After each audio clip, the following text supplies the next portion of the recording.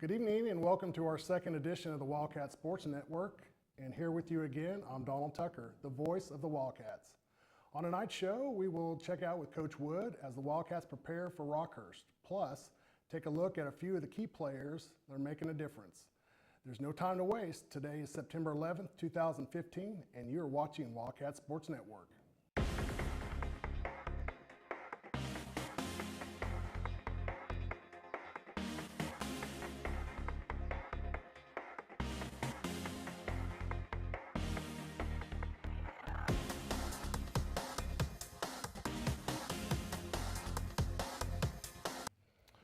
Back with us again is Coach Wood. Coach, after reviewing last week's game film, what are some areas that you saw on the film that you would like to get better on both sides of the ball? Well, I mean, the biggest thing is once you go in and evaluate film, and that's, you never want to have a snap judgment during the course of the game. But once we got back and reviewed the film, I mean, the areas we've got to just continue to improve on is one turnover. Tulsa Union and again at Webb City, we're turning the ball over too many times. Put our defense in some really tough situations, which I thought our defense bowed their back many times for us. But, you know, that was one of probably the biggest areas that stood out. We've got to improve our kicking game. You know, our first kick, our second kickoff return, you know, we fumbled the exchange, ended up starting on the 5-yard line. It's always tough coming out of the red zone in that situation. Doing a little bit better job covering on punts, I think, really important. From an offensive standpoint, it's just kind of executing our fundamentals, you know, with just our combo blocks within the interior, getting up to second level guys, I think is very important. Defensively, I thought overall they did some really nice things. It's just we got to continue to tackle and be consistent in the tackling throughout the whole course of 4 quarters. What are some of the things that you saw in the film that maybe you were happy with, you were surprised with going into the game? I mean, I was really proud of our guys' effort. I thought we were really physical. I thought our guys played with great intensity and passion. They stayed the course. You never heard anything negative on the sideline between the guys. They just went out there and continually played and played and played. And, you know, really early on in that game, especially through that second quarter, I mean, our defense was really on the field a lot. And I thought they just did a fantastic job and continued to just kind of step up each and every down in every series and trying to get us the ball back. And I was really proud of the goal line stand they had there late in the game. They got us the ball back, I think, on the 4 or 5 yard line. Thought that was really productive there. Offensively, of course, we were very explosive. I thought we had a number of big plays offensively in our passing game. I thought offensive line, the protection, pass protection was really good, and I thought Fuller set in the pocket really well, finding that guy. And our guys caught the ball. You know, when we come in, we graded it out. I thought offensive line-wise, I thought their pass protection was really good. I thought our guys caught the ball well, and I thought Fuller gave them very catchable balls. And then defensively, I thought we rallied to the ball. We were very physical defensively. I thought both inside linebackers, Oliver and Jacob, did a fantastic job getting to the ball. The defensive front really occupied blocks for them. And it usually wasn't just one guy in on a tackle, it was a number of guys, and I thought that was really important. But when you got guys that play with that passion, that energy, that's always going to give you a chance. We just got to play smart football. Right. So you just finished the first week, a tough loss. What's the spirit of the team going into week 2? Well, I mean, I think, you know, over the course really of 2 weeks after dealing with Tulsa Union and you're talking Webb City, is, you know, our guys know they belong. I mean, what I mean by that is, you know, Tulsa Union, Webb City, those are elite programs. You're talking one of the best programs in the state of Oklahoma. You're talking about the best program in Missouri. And our guys have gone toe-to-toe with them each week. So our guys know they belong in that upper tier of high school football teams in our area. We also know that we've got to finish games. And, you know, there's 2 games we played really hard, but we haven't finished either one of them, came up a little bit short. And if our guys will just finish and we protect the football and continue to do the little things through the course of the game, and we talk about it as the grind of the game, just continue to grind out that game, I mean, good things are going to come our way. And it all starts with just the passion and energy of our guys. And they come to work each day with a purpose and a focus. Not always the best energy in a practice setting at 7 o'clock in the morning, but they understand what we're trying to accomplish as an organization. And it's going to pay off for us. We just got to get over the hump. And, you know, hopefully Rockhurst tonight is going to be getting us over the hump. Our guys deserve a win. They need to go out and just take the win. Right. I want to bring you back a little bit later in the show and talk a little bit about Kansas City Rockhurst. But first, we need to take a quick break. And when we come back, we're going to have Fuller Chandler, or your starting quarterback for the Wildcats. Stay tuned. You're watching the Wildcat Sports Network. Do you need new tires? Do you want a price match guarantee? Do you want to wait in a newly renovated waiting room? Do you want tire services at any time with no appointment? Then Tire Tracks is the place for you. With our price match guarantee and the largest inventory of new and used tires in the area, we have tires for every budget. Tire Tracks, Northwest Arkansas's largest independent tire dealer. Welcome back, and here with us now is Fuller Chandler, your starting quarterback for the Har-Ber Wildcats. Welcome to the show. I want to talk to you a little bit about your transition. How has your transition been here to Har-Ber from Springdale? It's been really smooth. I've had a great coaching staff that's helped a lot. Coach Wood, he has a really clean offense. He has really clean verbiage for it, so that helped make the learning aspect of it easier. And then, we have great teammates, 5 offensive linemen that all have experience helps. And then, the great athletes around me like Luke Hannon, Dalton Dungdara, Trey Smith, Tyler Blackston. It just makes the job so much easier to have them around you. And that just, I think, really helped make it smooth. Good. So talk to me about, after last week's game against Webb City, what improvements have you seen in practice this week on the offense that you feel more confident going into the game against Rockhurst? One of the things we worked on was we can't miss big plays. Last week we had a few big plays, but there were a couple here and there, that I overthrew a deep ball to Tyler Blackston that would have been huge. So we really worked on focusing on that. And then, the running game, we have to get that going a little bit more. So we're working on just attacking the defense to let our run game get going with, one of the best backs in the state behind me. Good. Tell us a little bit that you've seen on the films as you've studied Rockhurst and scout defense that you've seen that you expect to see against the Rockhurst defense. One of the biggest things is we're going to see a very athletic secondary. They have really good guys that they can play man coverage, which most teams can't do in high school, but because their athleticism, they're able to pull it off. And along with that, they have a really athletic defensive line. So we know that they're going to try to use a lot of speed rushes and stuff like that, but we have a really good offensive line to counter that with their technique and their physicality. And then, our receivers run great routes. They're really crisp, they're athletic, so I think that we're going to match up just fine with that. Excellent. Fuller, thank you for your time. I appreciate it. Good luck tonight. Coming up next, we're going to take a quick break, but we're going to have Jacob Robertson with us. Stay right there. You're watching the Wildcat Sports Network. Chevrolet has the longest lasting, most dependable full-size trucks on the road. And at Everett Chevrolet, we think the slogan, "Find New Roads," couldn't be more at home than in beautiful Northwest Arkansas. The 2015 Silverado has the most fuel-efficient gas V8 ever, perfect for those long drives in the country. And for those new roads that are hard to find, Silverado's rugged power will pull you through. Family owned, customer friendly, Everett Chevrolet in Springdale. Welcome back. Here with us now is Jacob Robertson. What do you feel like is the defense's strength against the spread offense like Rockhurst? I think the biggest thing is our athleticism with theirs.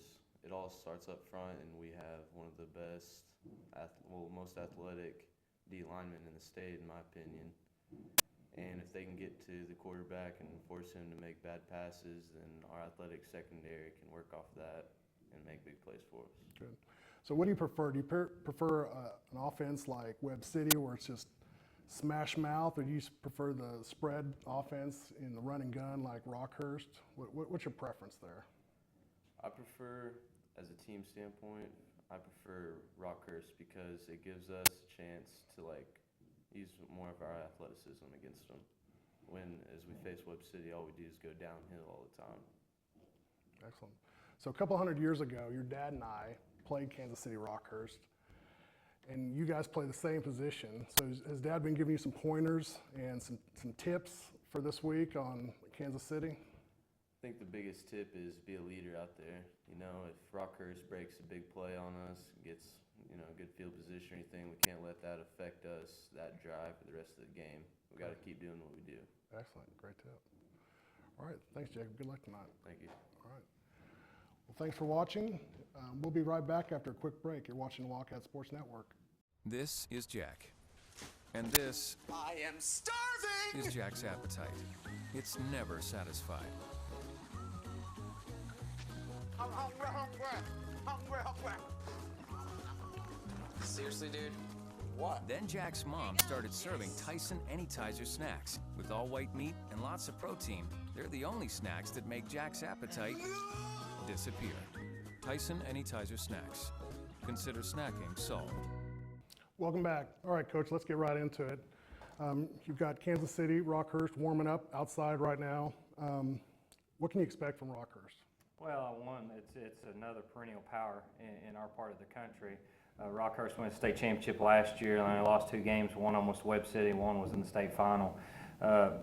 Just a program of excellence. And so what we're going to get tonight from these guys is just a fundamentally sound team. They're an athletic team. They got a lot of athletic type of kids out on the football field. They play the right kind of football. They don't turn the ball over a lot. They execute. It's their 4th game of the year. They're almost at their midway point as we get into our 2nd game. So you'll see a cleaner version from Rockhurst as they continue to grind through their season. But it's a talented team. It's very athletic. What are some of the key players that we need to be on the lookout for tonight? Well, the biggest thing is the tailback. He's committed to Wisconsin, so you just want to get a look at a kid that's going to be playing college ball. You can start there on the offense side of the ball. Also have a huge offensive line. The quarterback was injured against Webb City, so he'll be out, and their backup will be back in. And there's a chance Trent Green that played in the NFL, his youngest boy, which is a sophomore, he could get some snaps at quarterback tonight. You know, so you kind of got a legacy there in him. But that's really who stands out offensively. From the defense side of the ball, their front four is as talented and athletic as we could see this year. You know, you usually don't like to put that out there because we're playing the 7A West, and each week we see really high-level type of players. But these 4 down linemen are really good. It starts with 81 with the speed, how you tax the edge. Secondary-wise, they're probably a little bit better than Webb City in the secondary. They really run. They cover well. They'll play some man, get in our hip pocket. And they just do a nice job. So overall, I think there's a multitude of guys that'll stand out for Rockhurst. You know, you got some that have the legacy of an NFL quarterback. Their sons could be another quarterback. Got a tailback that's going to Wisconsin. That's another just typical Friday night for Har-Ber football and who we got to deal with. This is one of the best in the area. Right. What are the keys that you see it from the coaching perspective for a victory for Har-Ber tonight? What do we need to focus on? Well, I think, you know, the biggest 3 things we got to do, we got to win kicking game. We got to be a lot cleaner there to give ourselves a chance, mainly just on field position plays. And then offensively, can't turn the ball over. You know, we got to sustain drives. We got to do a really good job in our run game and get our running game going. Last week we rushed for over 100 yards, and really that's not acceptable here. I mean, we've got to push that more to the 200 range.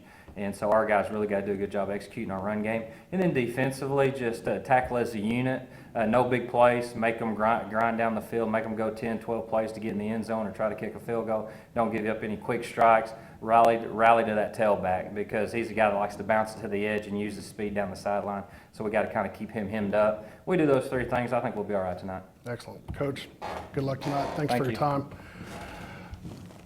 For Superintendent Dr. Jim Rollins and Athletic Director Wayne Stellick, I'm Donald Tucker. Stay right here because you're watching the Wildcat Sports Network.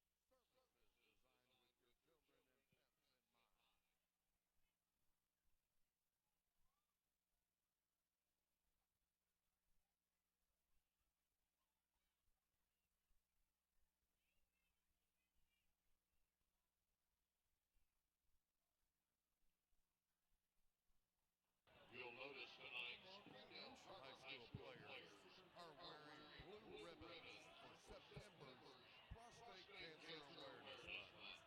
The Wildcats would like to thank Highlands Oncology Group for their support of the Blue Ribbon campaign. 1 in 7 men will develop prostate cancer in their lifetime. And my name is Blake Tucker. Tonight we get to witness 2 very talented teams go against each other. We have a lot of athleticism on both sides of the ball. The weather's starting to get right in the sweet spot for fall football. The fans can feel it, the players can feel it. I think we're all in store for something special tonight. From 4 until 7 p.m. in Rockhurst. Call Highlands at 479-544-0581 for more information. Our thanks to Highlands Oncology. Their athleticism and their ability to execute.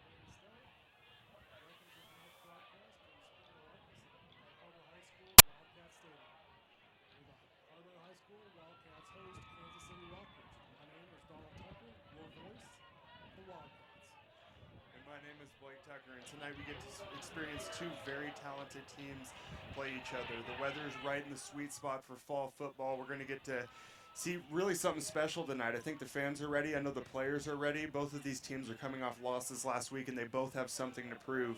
And so stay tuned because it's going to be very exciting. So doing a little bit of homework here on Rockhurst, I've noticed that the winningest football program in the state of Missouri. We talked a little bit about this last week that Coach Wood likes to line up the toughest opponents in the central United States, bring them to town, and square off against them. What do you think, Blake? Good strategy? Absolutely, and to that point, Rockhurst is the team to do it with. Rockhurst has a very proud tradition in the state of Missouri. I mean, they're the defending Missouri State champions.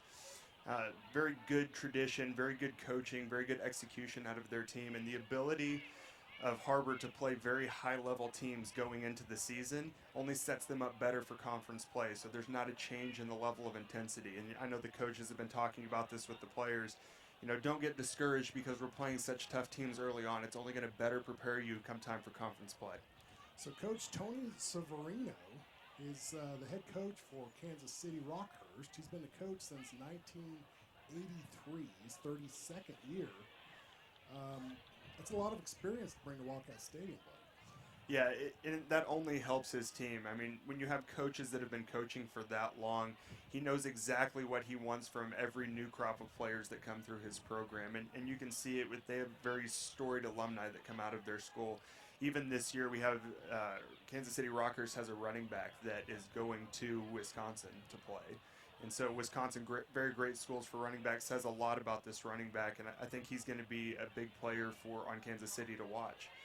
The Har-Ber defense is going to have their hands full with him. Yep, they are. So we're talking with Coach Wood earlier today.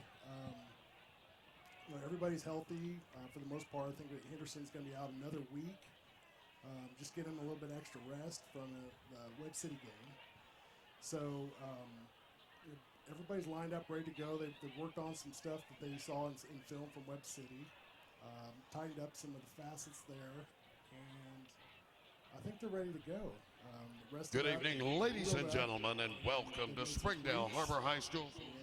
And we're just moments away from kickoff. Yeah, and I think the big thing from last week that we really want to see out of Har-Ber is minimizing mistakes. Har-Ber played a very intense, very fast-paced football game last week, and I think the key for them is not to shoot themselves in the foot with penalties, with dropped handoffs on reverses and things like that. Like, you really have to get that together in order to win football games. So we'll be able to see that this week. Excellent. Well, I think here in just a moment we're going to take a quick commercial break and give everybody a chance to assemble here, and we'll be back right after this. To the first responders that stand ready throughout our great nation.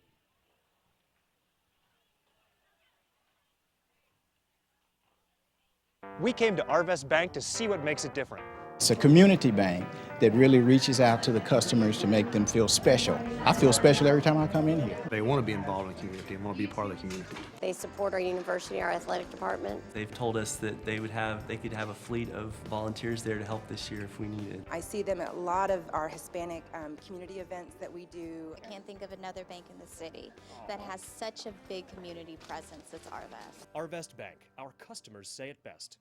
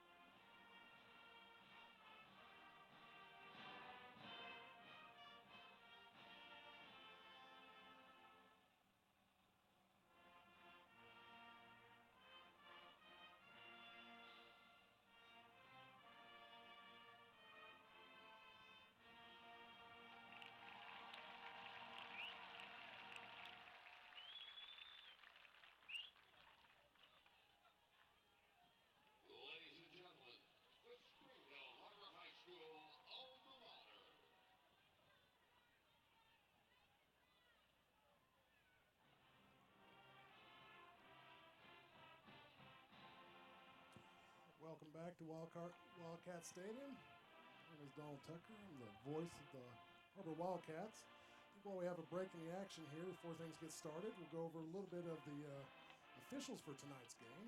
The head referee for tonight is Dan Swinger. The umpire is Todd Holmes. Back judge is Ray Jordan. Linesman is Roger Taylor, and the line judge is Mark Wallace. So Blake, we've got 7 minutes here to kick off. What do you see as the focus, the keys to success on Har-Ber side of the ball? Well, like I mentioned earlier, I think one of the big keys to success for Har-Ber is minimizing mistakes and minimizing penalties. The ability of Har-Ber to execute, to keep the chains moving on offense, to finish drives, get 3 and outs on defense is going to be very critical to stopping a team that's very good at that in Kansas City Rockhurst. And so I think this will be a really good true test before we head to Conway next week to try to see if we can learn from some of those mistakes and really stop hurting ourselves and play to our full potential. Excellent. So we've got, like I said, we got just over 7 minutes left. I think it'd be a good time we just go ahead and broadcast the lineup for tonight's game on the offense side of the ball. Yeah, so on the offensive side of the ball, we obviously have Fuller Chandler at quarterback and Luke Hannon back at running back. Clayton Kunkel at fullback, Dalton Duongdara at wide receiver, Trey Smith at wide receiver, and Tyler Blackston, the other wide receiver. Our offensive line is Manuel Carrillo, Kyle Guthrie, Drew Dodson, Ross Childers, and Damon Nelson. I'm going to go over to you, Donald, for the defense. Yep, Sam Hall is anchoring the defensive tackle position, and we have Alejandro Ramirez at nose guard, David Val on the right side, or excuse me, on the left side. And we got Tally Nasali at outside linebacker, Oliver Nasali, inside linebacker, Jacob Robertson, the other inside linebacker, Noah Hayward on the outside linebacker, Blaze Brothers in cornerback, Peyton Kofer, your free safety, and tonight starting at your other free safety is Jarrett Newsom, and your other outside cornerback would be Brighton Cook. Speaking of that defensive lineup, talk a little bit about how these sophomore corners played last week. Both these guys are very capable, and the coaches show a lot of trust in these guys by basically letting them start on varsity. I'm sure they had a hard time earning their position, and they showed a little bit about what they showed the coaches in the offseason to us when they played Webb City last week. These guys really got teed off on by the Webb City coaches. They tried to target them on deep routes, out routes. They were throwing some slants in there on them, and these guys, I think, really held up well against that. They really showed some of their athleticism and some of their football knowledge, and I think they're going to develop into very good football players come their senior year and possibly get some college scholarship offers. So switching around over to the offense side of the ball, speaking with Coach Wood, I think his strategy this week is more running. You know, he wasn't happy with the run game. Running as much as he wanted to. A lot of throwing last week. Are we going to see a lot of Luke Hannon tonight? I would expect so. When you play a team like Webb City, all of those guys, since they're in about 3rd grade, really focus on stopping the run. And I think it was part of Har-Ber's game plan last week to try to spread these guys out a little bit with the pass and maybe show them something that they weren't ready for, which is certainly possible when you have receivers with the speed like we have and a quarterback in Fuller Chandler with just a cannon for an arm. And so he threw for 355 yards, 4 touchdowns. He's certainly shown that he's capable of it. What we didn't see as much last week was Luke Hannon, the conference's leading rusher last year. And so I think this is a perfect team to really unleash the rushing attack. And I know what the offensive line loves doing is just moving people around and imposing their will on defensive lines. And so I think they switched up the game plan a little bit this week to deal more with a defense that is accustomed to the spread. And so we'll probably see more inside runs, and we'll get to see maybe some of Hannon's elusiveness in the open field. Really what makes him the great back that he is the ability to nobody to be able to put a solid hit on him in open space. And so really excited to see that and see what the coaches have prepped for us this week. Excellent. So it looks like we are calling the captains to midfield with 3 minutes 45 seconds left before the game. So Tyler Blackston is one of the captains. And Zach Hardy would be your other captain for tonight's game.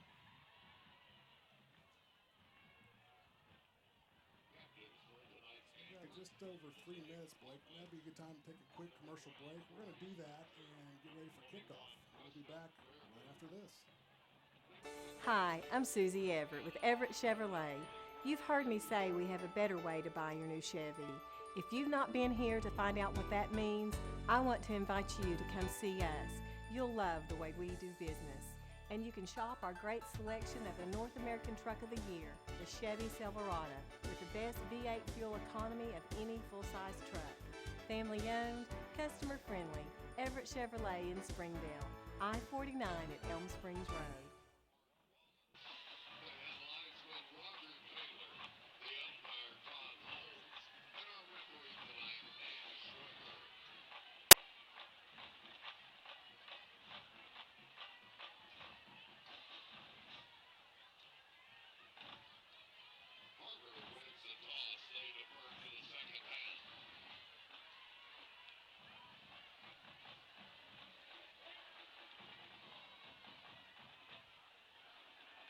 Rockhurst elects to receive. The Wildcats will kick off and defend the north end zone.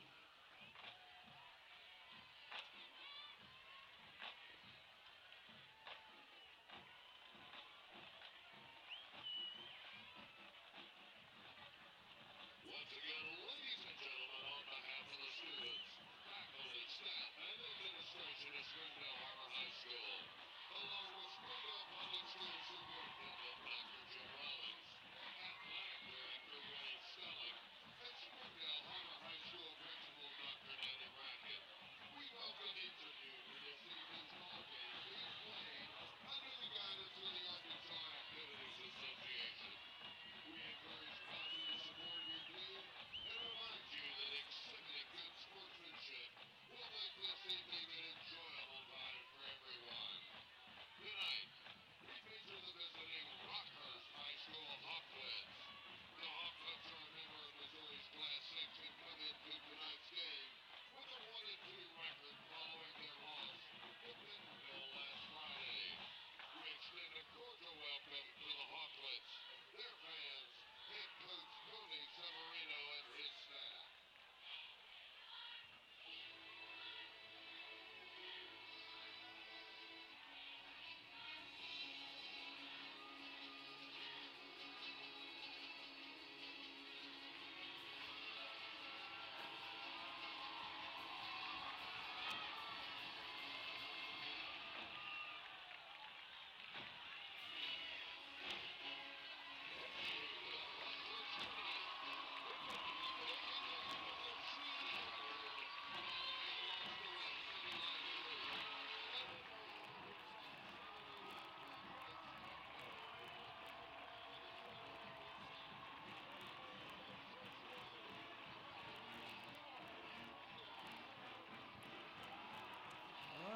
Har-Ber Nation, welcome back to Wildcat Stadium as we get up ready for kickoff.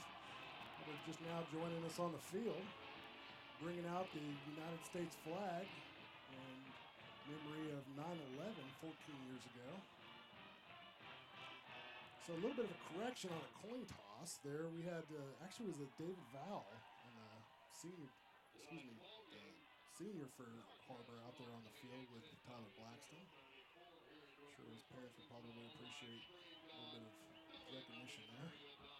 Yeah, Coach Wood really does that with his seniors. He lets these guys roll through being captains, and really he wants to make sure that each senior gets his chance to be the captain. And I know during homecoming, all of the seniors get to be a captain. It's kind of a sense of pride for these guys to show appreciation for all they've given to the program over the 3 years they've been here.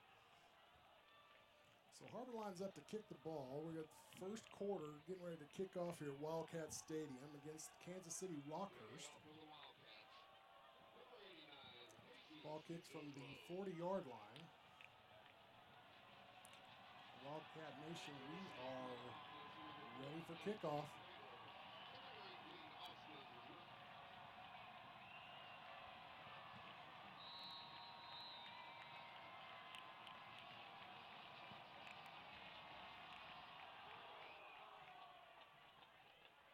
Kicks off, it's deep. It is going to be out of the back of the end zone. Beautiful kick to start the game.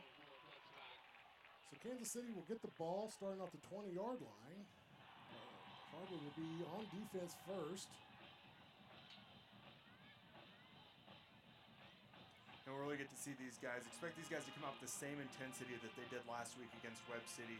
We're going to see guys that are very hungry to show that they are a better defense than what we saw last week, even though what we saw last week was actually pretty good. So Kansas City lines up in a shotgun. They got a single setback, handed off to the tailback around the right-hand side. He's going to be met for about a 5-yard gain. Tackled about the 25-yard line. Great flow by the interior linemen there, and the linebackers making sure they got to the outside to try to seal the edge there. It's very important that the interior guys are running to the ball, and you have 2, 3, sometimes 4 guys on a running back when he tries to break around the edge. Hayward and Cook on the tackle. It'll be second down and long 4. Let's call it a short 5. Kansas City back to the line of scrimmage in the spread. Got 2 split to the left. They're going to hand it off on the left side this time, and he's going to be sacked. Might have been for a loss. Good penetration from the line there, Blake. Yeah, absolutely. And that was Noah Hayward got in there on that tackle, making sure he lowered his shoulder pads, didn't get too far inside, and didn't try to stick him, just made sure that he brought him down, and almost no gain there. Sam Hall also on the tackle there. So it'll be third down and 5 still. 10:46 on the clock. So Rockhurst brings up the line of scrimmage, shotgun formation. 2 backs behind and 2 split to the left. Going to hand off to the right-hand side. We have some laundry on the field. They're going to call a false start penalty here. The offensive lineman, I think we're predicting the snap count and jumped off sides on the far side of the field over there. So a little bit of help for Har-Ber. We're going to back these boys up a little bit. And not the kind of start I think Kansas City was looking for. No, it's always tough when you sputter on a first drive like this. It doesn't necessarily indicate how they're going to play the rest of the game, but very good for Har-Ber's defense to make sure that they stall them in the first drive and don't let them get any kind of momentum started. That's exactly what you want to see out of your defense, and really how they came out against Webb City. The key for them as this game moves forward is going to be continuing that pace, continuing that intensity, and not letting them gain any momentum down the stretch. So 10:35 on the clock as it continues to roll. It's going to be third down and a long 9. Kansas City comes to the line of scrimmage. Quarterback is under center. 2 split to the left, a single setback. Quarterback fakes a handoff, rolls to the right. He's going to evade a tackle, but he's going to be dropped again for a loss of about 2 or 3. Looks like a ball's loose on the field. Jacob Robertson got in there to ensure that the quarterback went down. He might have been the one that stripped the ball. It's going to be 4th down. 4th down and 12. Har-Ber defense definitely showed up for the first series. So first series for Kansas City, not exactly the success they were looking for. Looks like Har-Ber brought a linebacker stun in there too, an interior linebacker stun to try to put some extra pressure on him. Very effective. We had linemen coming free, shedding blocks. Just phenomenal work out of the defense there. So the punt is off. It's going to be about a 40-yard punt to the 50. That's Trey Smith. Showing some elusiveness there on that punt return. There's a little bit of the hokey pokey there. No hobble bobble out of this one. Nope.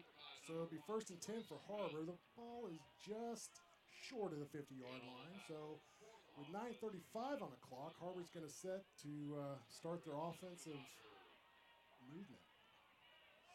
Yeah, and these guys also have something to prove. I know they didn't perform as well as they wanted to. There's a couple miscues. Look for them to have sewn those up in practice this week and to see a different offense than we saw last week. So Chandler back at shotgun. Takes a snap, drops straight back, rolls out, throws it to Hannon to the right-hand side. He's going to fight his way back to the line of scrimmage. A lot of penetration there from Kansas City. Yeah, there was a bunch of Kansas City guys in the backfield on that play. Not sure if that was designed or if there was just a breakdown in blocking on the right-hand side. But either way, Luke Hannon, fought forward for a couple extra yards there to ensure that it wasn't too big of a loss. So Har-Ber, second down and a long 10. Chandler takes the snap. He's going to hand it back off up the middle for about a 3-yard gain. It's going to bring up third down and probably 9. 8. Looks like they're going to give him a good spot. Looks like we got a little bit of pregame jitters going on here. The execution isn't exactly fluid yet. Expect him to settle in anytime now, though. So it looks like Kansas City showing a 4-2 defense. Chandler back at shotgun, drops back, looks left, throws across to Trey Smith, Trey's across the middle. He's got some room. He's shaking and moving. He's across the 20, across the 15, and he's going to be down at the 10. A little bit of hokey pokey on that one. A little bit of shake and bake, and he's all the way down to the 10-yard line. Very impressive skills. Great blocking downfield by the offensive line on that tunnel screen there. Just great all-around execution by the offense. So that brings up 1st and 10 for Har-Ber, 8:23 on the clock. Ball sets on the 11-yard line. Chandler back at shotgun, hands it off to Hannon up the middle. Hannon manhandling it up the gut for another 4 yards.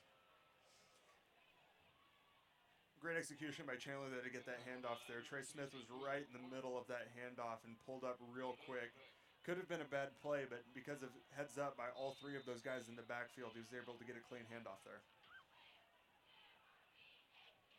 So Chandler back at shotgun, Hannon right behind him. We got 2 split to the right, Trey Smith to the left. He's going to hand it back off to Hannon, up against the middle again. He's going to be met at the line of scrimmage. He might have got a yard there. Offensive line is opening up some pretty good holes for Hannon here. I think the issue is these linebackers for Kansas City are filling up so quickly. The second level is very shallow. And so expect Coach Wood to come back here and maybe throw a slant route behind these guys after like a play action or something. Something quick to get behind these secondary players.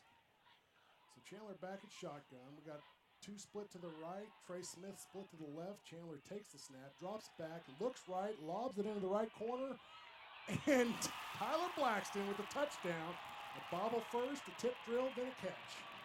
Yeah, these guys really came to play today, and really there's been a couple lucky breaks here, but very heads-up play by all of these guys, and great awareness by Blackston there to make sure he came down with the ball after it was tipped. A little bit of backyard football there is what that was. Yeah, some high school street football. So 7:06 on the clock in the first quarter. Har-Ber strikes first, lines up for the extra point, and it is good. So with 7:06 on the clock, Har-Ber 7, Kansas City Rockhurst 0. We're going to take a moment and cut to a quick commercial break. We'll be right back. Thank you for watching. Chevrolet has the longest lasting, most dependable full-size trucks on the road. And at Everett Chevrolet, we think the slogan, "Find New Roads," couldn't be more at home than in beautiful Northwest Arkansas. The 2015 Silverado has the most fuel-efficient gas V8 ever, perfect for those long drives in the country. And for those new roads that are hard to find, Silverado's rugged power will pull you through. Family owned, customer friendly, Everett Chevrolet in Springdale. Hi.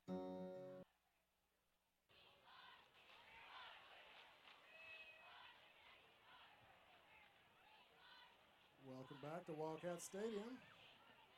It lines up for the kickoff. Not a bad first series, Blake, for Har-Ber. No, not at all. Very, a little bit shaky at the beginning, but they settled in rather quickly, and we saw very good execution out of these guys. Hitting some very good plays downfield, some great blocking by the offensive line on that screen play. I think they're really settling into a rhythm here, and it's very exciting to watch. So kick is off. It's going to be received about the 4-yard line by Kansas City. Kansas City's going to get tackled about the 21-yard line. So 7:02 on the clock. Har-Ber still leads 7-0 over Kansas City Rockhurst. And this defense is going to get another chance. I know these guys out here, they want to play defense. It's kind of interesting from a fan's perspective that's never played before, that you think you don't want your defense on the field because you can't score points. But these guys want to be out there just as bad as the offense does because they love to hit people. They love to play physical. They love to play aggressive. And every time they get a chance to show that, they're happy campers. So Kansas City lines up in the I formation, hands off to the tailback around the right-hand side. He's going to get about 8 yards on the carry before he's shoved out of bounds. Looks like Masali's going to be on the tackle there. And again, great flow out of the interior guys there. I know after last week, these coaches were harping on these guys that you have to run with the football, maybe a couple extra pursuit drills in practice, just to do anything to ensure that there are multiple blue hats on the ball carrier whenever he's being tackled.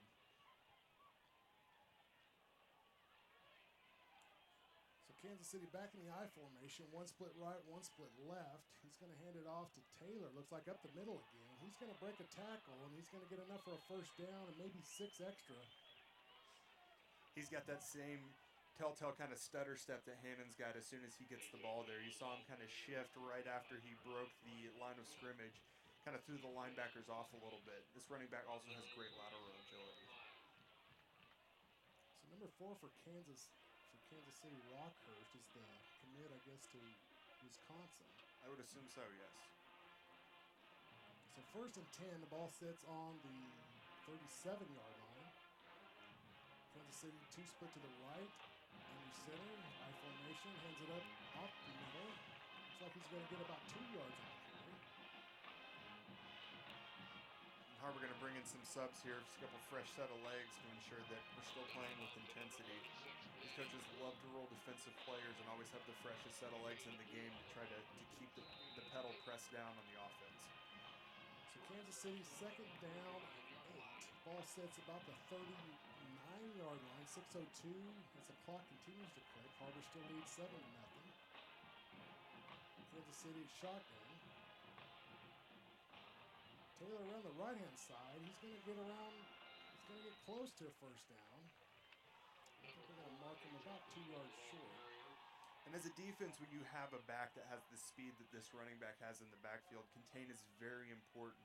But the one thing you can't get away from is neglecting the inside when you're trying to contain, because a back at this level will cut it up against you and have nothing but daylight on the backside. So very fundamental defense is required in order to stop the caliber of backfield that Kansas City Rockhurst has. So Kansas City, the ball sets on the 44, almost the 45, third down and 3. Takes a snap, hands it to Taylor around the right-hand side. He's going to fight for about 2 yards. He's going to be short of the first down by a yard. He's going to bring up 4th down here. Not a great field position for anything other than a punt. I don't see a punt on the field. They are very close to the stick. It's an interesting situation here where if they go for it, they extend the drive, but if they give it up, it's not terrible field position for their defense to try to defend against either. So I see Val hustling back on the field. So 4th and 1, might be a long one. Quarterback under center. He's going to take the snap, hand it off to the left-hand side. He's going to be met immediately. He stopped way before the line of scrimmage. And they're gonna mark him for a loss. So it's gonna be a turnover on downs play. Very good stand by the defense there. Defense didn't seem to be concerned about the quarterback sneak at all. They probably didn't see that very much in film, but were ready for the immediate handoff and really made contact with him about 2 yards in the backfield there to ensure he wasn't even close to the first down there. So first and 10 for Har-Ber. Har-Ber has the ball on the 46-yard line. 4 minutes, 53 seconds on the clock. Har-Ber still leads 7-0 over Kansas City Rockhurst. So Hannon back in the pistol. A little flea flicker. He's got Trey Smith down the field. Oh! Trey Smith drops the pass wide open. In and out of the hands of Trey Smith. You know he's beating himself up on the way back to the huddle there. Yeah, you hate to see that for him. Oh man, that was a beautifully executed play. Had Trey Smith streaking down the field right into the middle. Ball hit him right in the hands. That's just tough. Second down and 10 for Har-Ber. 4:46 on the clock.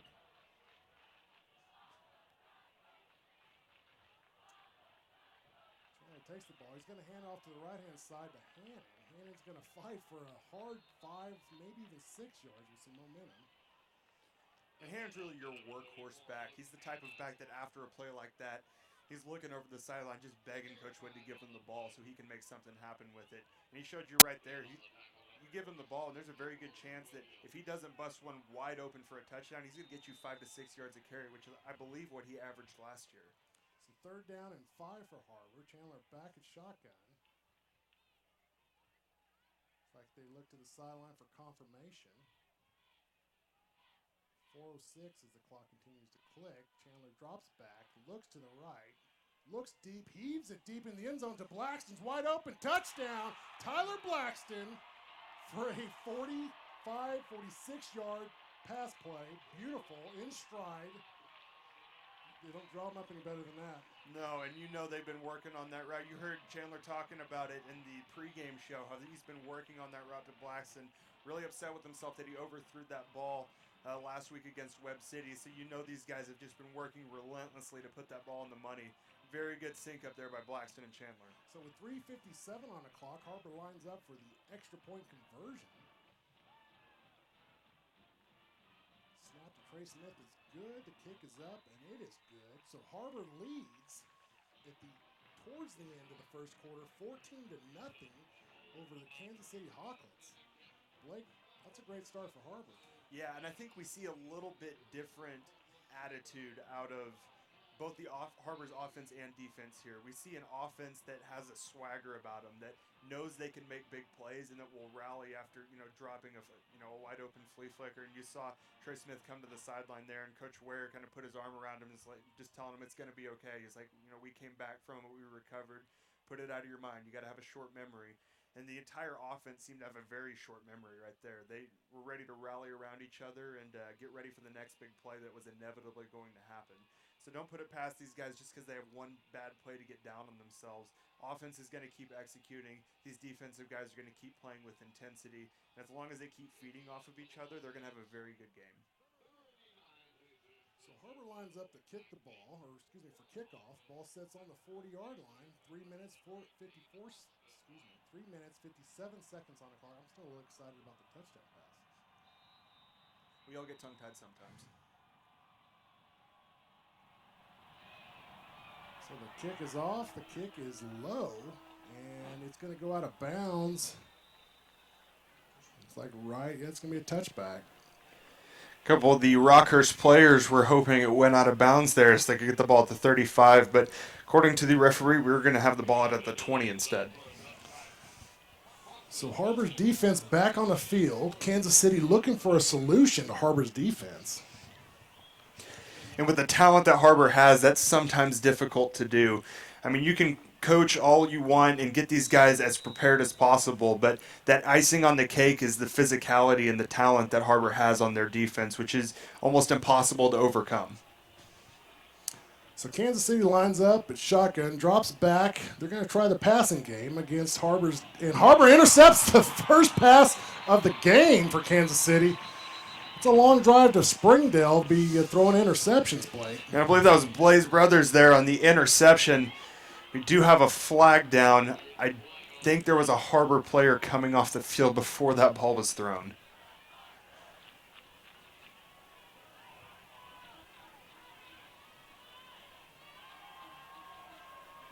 The chains and marker have not moved yet.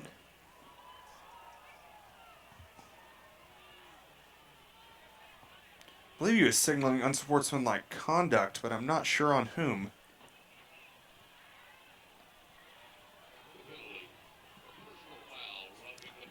Yeah, it was against personal foul against Har-Ber.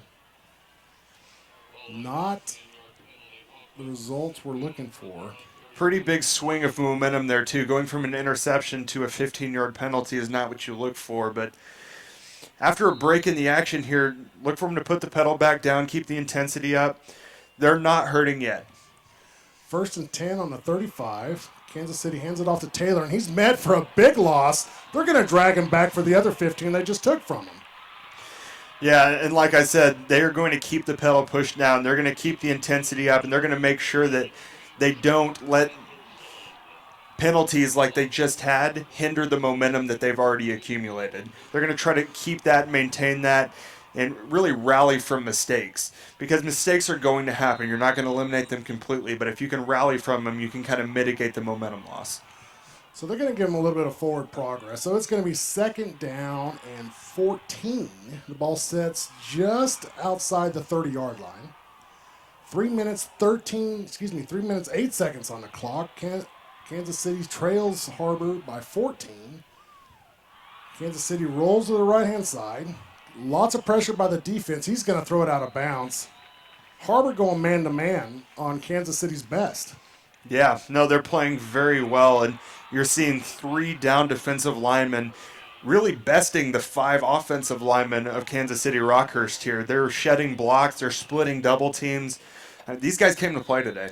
This is a Kansas City team that won the state championship in the largest classification in Missouri last year. Yes, this team is not a joke. It's not one of those teams that you just roll over. Har-Ber is just playing that well. So 3rd down and 14.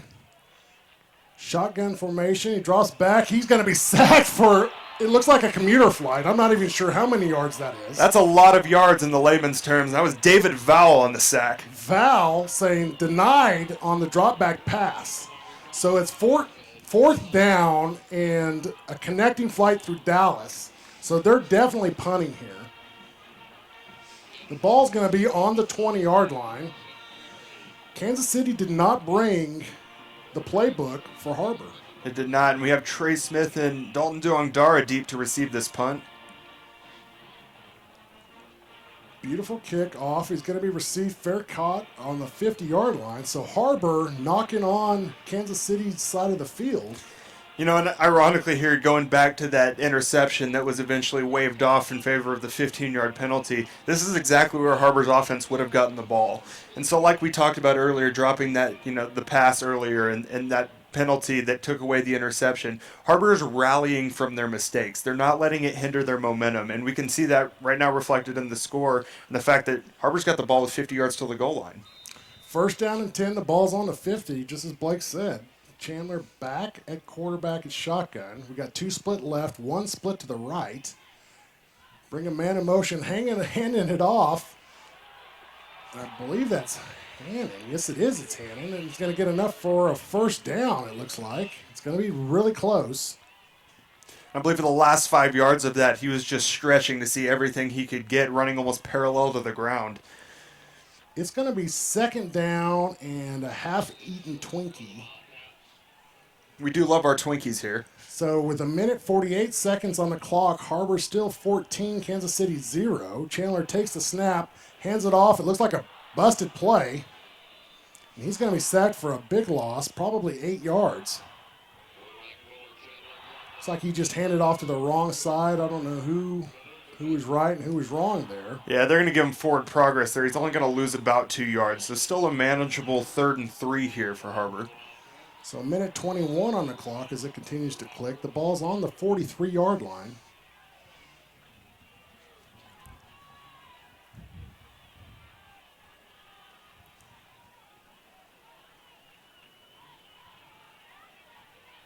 Chandler takes the snap, hands it up to Hannon. He's gone 3 yards past the 1st down. That's plenty. That's a 6-yard run for Hannon. And really this right here is the bread and butter of Har-Ber football. Offensive lineman, move your guy out of the way. Quarterback, hand the ball to the best running back in the conference and make him pay. And that's exactly what he did right there. 3rd down with about 3 or 4 to go, and you can count on him to get that. Absolutely. 1st and 10 for Har-Ber. 56 seconds on the clock. They still lead 14-0. Hands it off. We're going to reverse around. Flea flicker back. We got a man way wide open. Underthrown to Blackston, but he's going to catch it on the 10. Man, that's just a beautiful play. That's a beautiful play. We're going to double reverse flea flicker. Did I say that right? Yeah, no, that's exactly what that was. We had 1 toss, 2 toss, a little pause from the quarterback, and then a 3 toss right into the arms of the waiting Tyler Blackston. Little more oomph on that, and he might have hit him in stride. Tyler Blackston did have to wait on it a bit, but make no mistake, we're down on the 10-yard line now, and we're set up in great shape. Chandler hands it off to the leading rusher in the conference, and he's going to get about 2 yards on a carry. Just bowling people over, too. Yeah, they're not even hiding the agenda here. We're going to line up, we're going to run it straight at you, and we're going to run right over you with it. Yeah, and then when they don't do that, they're running very complex trick plays. I mean, we're pulling rabbits out of the hat back here and executing nicely on them. Lots of practice goes into that. Chandler fakes, rolls out to Trey Smith, and touchdown Har-Ber Wildcats with 8 seconds left in the 1st quarter. Har-Ber came to play. They did, and Trey Smith, there was no way Trey Smith was dropping that one. Trey Smith is a great receiver, and he really looks forward to capitalizing on his targets, and he did right there. Make no mistake, that was going to be nothing but a touchdown.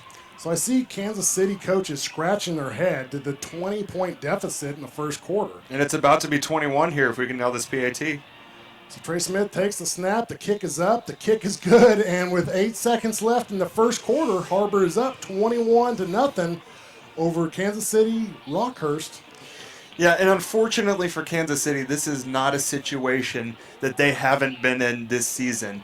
I mean, they have lost 2 games so far this season, and it's very disheartening as a defending state championship to lose 2 of your first 3 games. And so this team won't go away. They're very hungry for wins right now.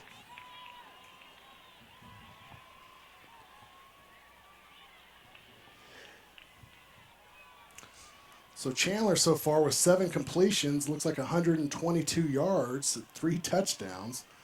That's quite a showing for your second game in the season. Yeah, and it's just the end of the first quarter here. It's 21-0. Fuller Chandler has thrown 3 touchdown passes in the first quarter. If he continues at this pace, we might be looking at close to a state record for touchdowns in a game. That's coming off of last week's 335 yards. 355 yards and 4 touchdowns.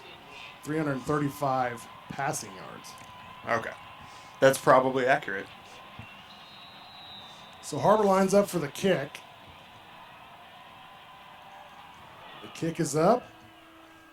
And it's going to be another touchback. Really safe kick there. That's exactly what you want. You just want to bounce the ball to the back of the end zone. Don't give these backs that Kansas City Rockhurst has any chance to return the ball. With the athleticism that they have, it's always dangerous when you put their ball in their hands. So 8 seconds left to go in the first quarter. Har-Ber Wildcats 21, Kansas City Rockhurst 0. Kansas City comes to the line of scrimmage. Shotgun formation, twin split. Takes a snap. He's going to keep the ball around the left-hand side. Quarterback keeps for about 8 yards, maybe even a 9-yard run.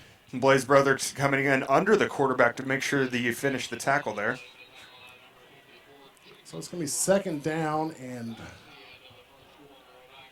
a foot. That's going to end the first quarter for Har-Ber. So at the end of the first quarter, Har-Ber Wildcats 21, Kansas City Rockhurst 0. We'll be back right after this. This is Jack. And this I am starving! is Jack's appetite. It's never satisfied. I'm hungry, hungry, hungry, hungry. Seriously, dude? What? Then Jack's mom started serving Tyson Anytizer snacks. With all white meat and lots of protein, they're the only snacks that make Jack's appetite disappear. Tyson Anytizer snacks. Consider snacking solved.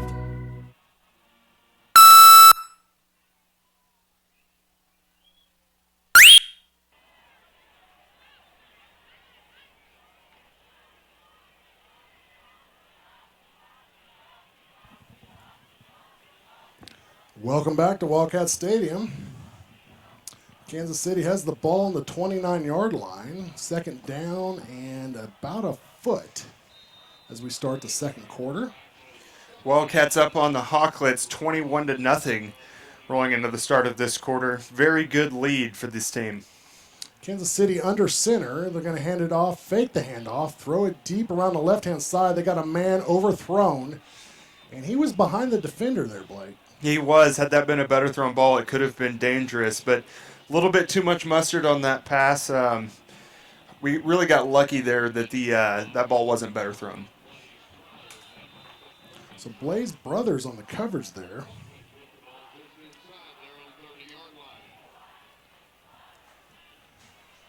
So that brings up third down and a foot. It's 11:55 into the second quarter. Har-Ber still leads 21-0 over Kansas City.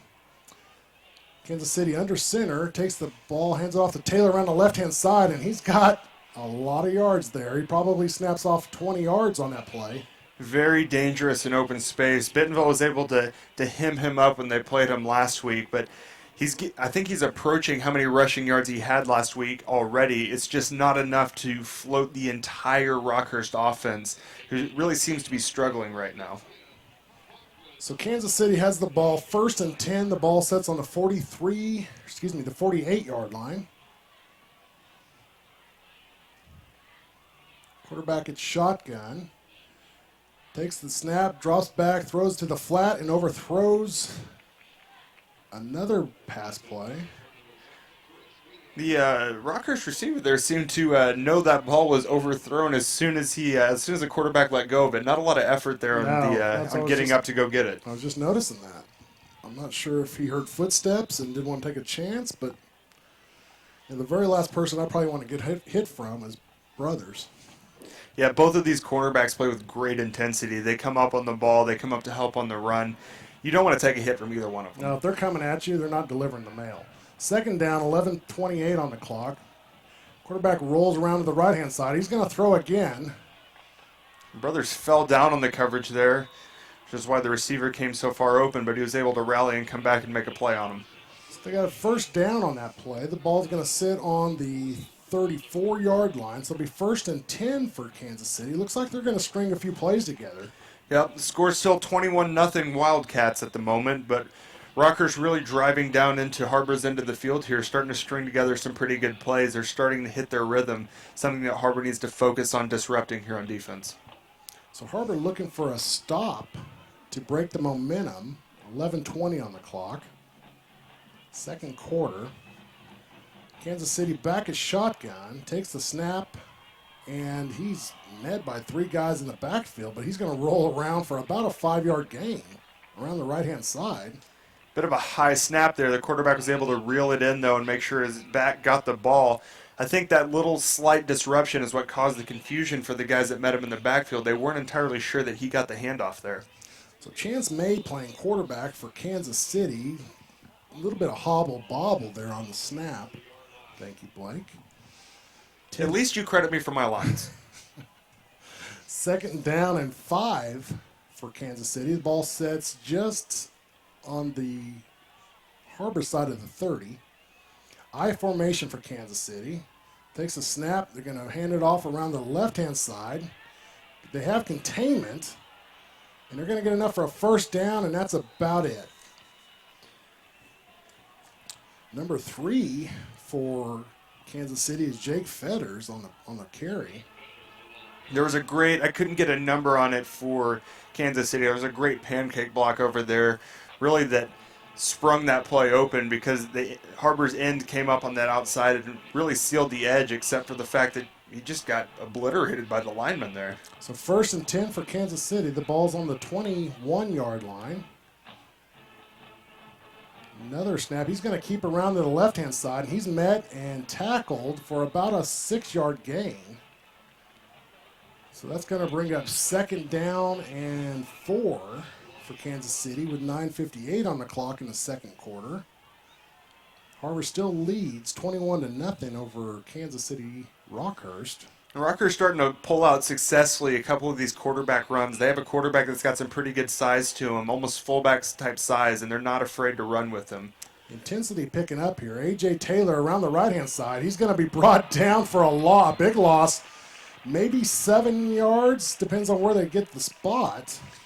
Running back was asking for a horse collar penalty there, but it's not a horse collar if you drag him down by the jersey, only if you hook the inside of his shoulder pads. And so the jersey twist there is, I think, what the referees were looking at to determine that it wasn't a horse collar, it was just a good tackle. So 3rd down and a long 12, maybe even 13 for Kansas City. Ball sets on the 24-yard line, 24-yard line. 2 split left, single setback.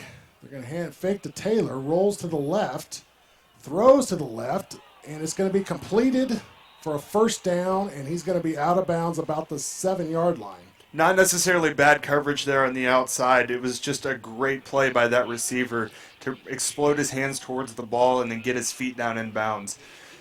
Really blanket coverage, just great play on the ball. So Har-Ber really matching up man-to-man the whole game with tremendous athlete from the state of Missouri. Yeah, I mean, we're seeing defensive play calling that's not scared to let these sophomore corners go one-on-one with phenomenal athletes. So hand it off to Taylor around the right-hand side, and looks like we got a penalty on the play. Down from the line judge. Usually a stoppage like that indicates a false start. We have a legal procedure against Kansas City, so that's going to help a little bit for Har-Ber with 8:46 on the clock. Har-Ber still leads 21-0 over Kansas City. With 8:45 left, the pace of the game, I think, has slowed down a little bit. Not as much scoring from Har-Ber here.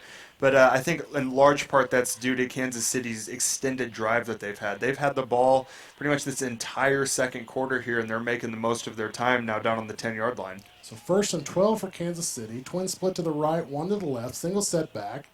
Fakes to Taylor, rolls back, throws to Taylor, and he is wide open, and that's a touchdown for Kansas City.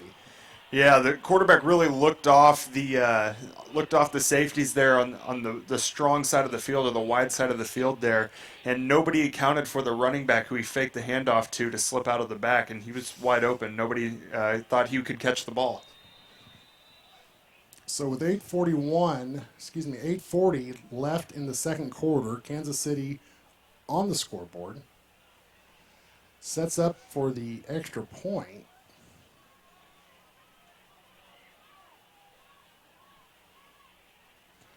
Snap is good. The kick is up. The kick is good. So that's going to give Kansas City 7 points. Har-Ber still leads 21-7 over Kansas City.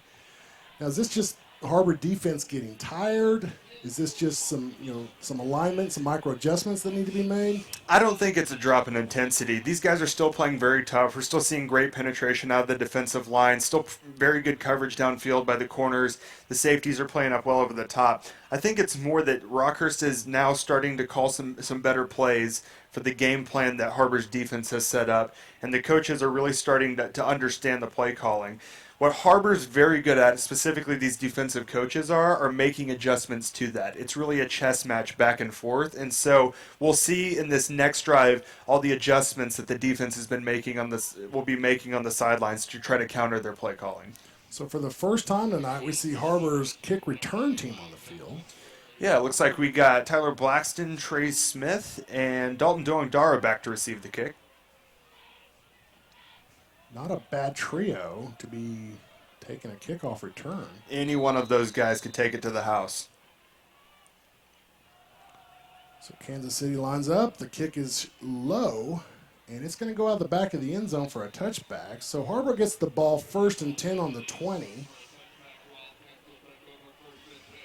Be interesting to see how Har-Ber responds to a long, dredging possession by Kansas City. Yeah, they've had a little bit of time on the sideline, which really has two main factors. One of them's positive and one of them's negative. The positive factor is you get to rest and you get to regain your energy. But the negative factor is you lose that momentum that you gain putting up those 21 points.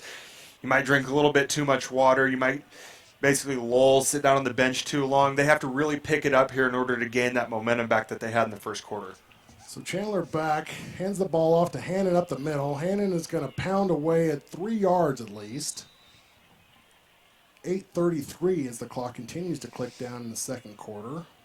And if Har-Ber insists on running the ball a lot this quarter, which they might do, we might see a 2-possession second quarter.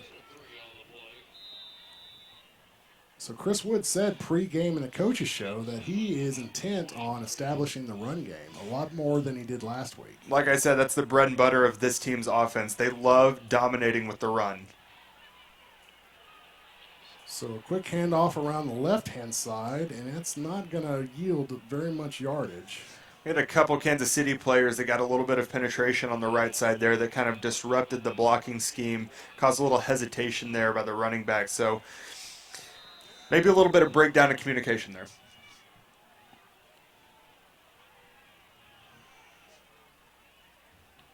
So Chandler back at shotgun, looks to the sideline for the confirmation. Play clock kicks down to 8 seconds. Chandler drops back, looks deep, having trouble. He's going to have to scramble. He rolls around. He's got to have to get rid of it. And it's deflected, incomplete. And Kansas City has a player that had his helmet taken off on that play. That'd be Josh Lopez for Kansas City. Lost his helmet, and due to regulations, he will have to come out of play. So Josh Lopez is going to have to go visit the sideline here on the east side of Springdale Har-Ber Wildcat Stadium. So with 4th down and 8, 7 minutes, 21 seconds on the clock, Har-Ber still leads by 14 points. Is this a deep strike play? That's the benefit of this punting formation that Har-Ber has. They have the ability to run a pass if he likes what he sees. So he's going to quick punt. The ball's going to go out about the 45-yard line. And I don't know if we'll see a trick play like that with a 14-point lead, but look for Har-Ber at some time this season to bust out where Chandler will hold on to the football. Because the safeties, which are actually the returners, are so deep in the field, the entire center of the field and those mid routes are wide open. Look for a trick play of that sort if he sees something he likes. So the ref's going to mark the ball at the 50. So Kansas City gets the ball at the 50-yard line, 1st and 10. There's 7 minutes, 15 seconds on the clock. Kansas City 7, Har-Ber Wildcats 21 on the scoreboard. I formation for Kansas City. Quarterback under center, takes the snap. He's going to fake the handoff. He's looking for some receivers, and they're all covered up. And ball was intercepted around the right-hand side, and he's going to come back across midfield. He stepped out of bounds before he fumbled the ball. They're going to call him. They're giving him the ball back. Kansas City has the ball back at the 45-yard line. Oh, my goodness. Really makes you wish you had instant replay in high school football. And because the ball changed possessions, it backs them up a little bit, but they're going to get the ball first down again. So it's 1st and 10 for Kansas City on the 45-yard line. 7 minutes, 3 seconds on the clock. That was a very strange play. Was a strange play, but really a roller coaster of emotion there on that play, back and forth. But, I mean, it happens, and it's what makes football one of the greatest games on earth. So it looks like we have a fumble on the play. Phenomenal penetration there by the defensive line, and I believe we had a stunting linebacker as well. They're really putting the pressure on these guys, David Val, Sam Hall. They're both getting back there. Not only are they sealing off the edge, but they're disrupting handoffs in the backfield, and they're making sure this quarterback doesn't have time to set his feet and throw accurate balls. Really doing what they're supposed to be doing. Phenomenal job. So 2nd down and 15 for Kansas City. Ball sets on the 40-yard line now. Shotgun formation, trips to the right, single setback. Drops, looks right, and A.J. Taylor rolls off of one block, and he is tackled out of bounds. No, he's not out of bounds. The clock continues to run. And he's going to be tackled there by Hayward and Asali. Very tough guy to bring down in the open field, which is why it's so important and why it worked there is because you had, after that first broken tackle, 2 to 3 Har-Ber defenders coming to the aid to be sure that they had enough guys to bring him down because he is very dangerous in the open field. So with 5:50 on the clock, it's 3rd down and 11. The ball sits about the 44-yard line. We have trips left now, shotgun formation. Quarterback rolls to the left, and he is hammered. Hammered and dropped mid-stride. I didn't see who that was, but he came flying through the air. I believe that was Oliver Nasali there. Number 26. Nasali dropping the hammer of Thor on him as he was coming through the air. Bringing the power of the Avengers to the playing field. A little bit of a dangerous move there. They teach you not to jump for the when you get right next to the quarterback. It's kind of defenders want to jump to try to block the pass, but that gives the quarterback time to tuck it. Worked out in his favor, though, because the quarterback went down anyway. Oh, Har-Ber has the ball, and they're fumbling the punt return. I'm not sure if they got that picked up. It was a beautiful punt. And Har-Ber has the ball back, but they've got it on the 3-yard line, not the field position they were looking for. Little bit of a scary situation there, but Har-Ber came out on top, so it's going to be okay for the offense here. You just have to get out away from the goal line now. So 4 minutes, 57 seconds left in the second quarter. Har-Ber 21, Kansas City 7. It's 1st and 10. The ball sits on the 4-yard line. It's a little better than the 3. Exactly 3 feet better. I'm glad you know how long a yard is. So Chandler brings him up to the line of scrimmage. He's going to be under center. Single setback. Trey Smith split to the left. Takes the snap. Hands it up to Hannon up the middle. And Hannon's going to blow his way for about 6 yards.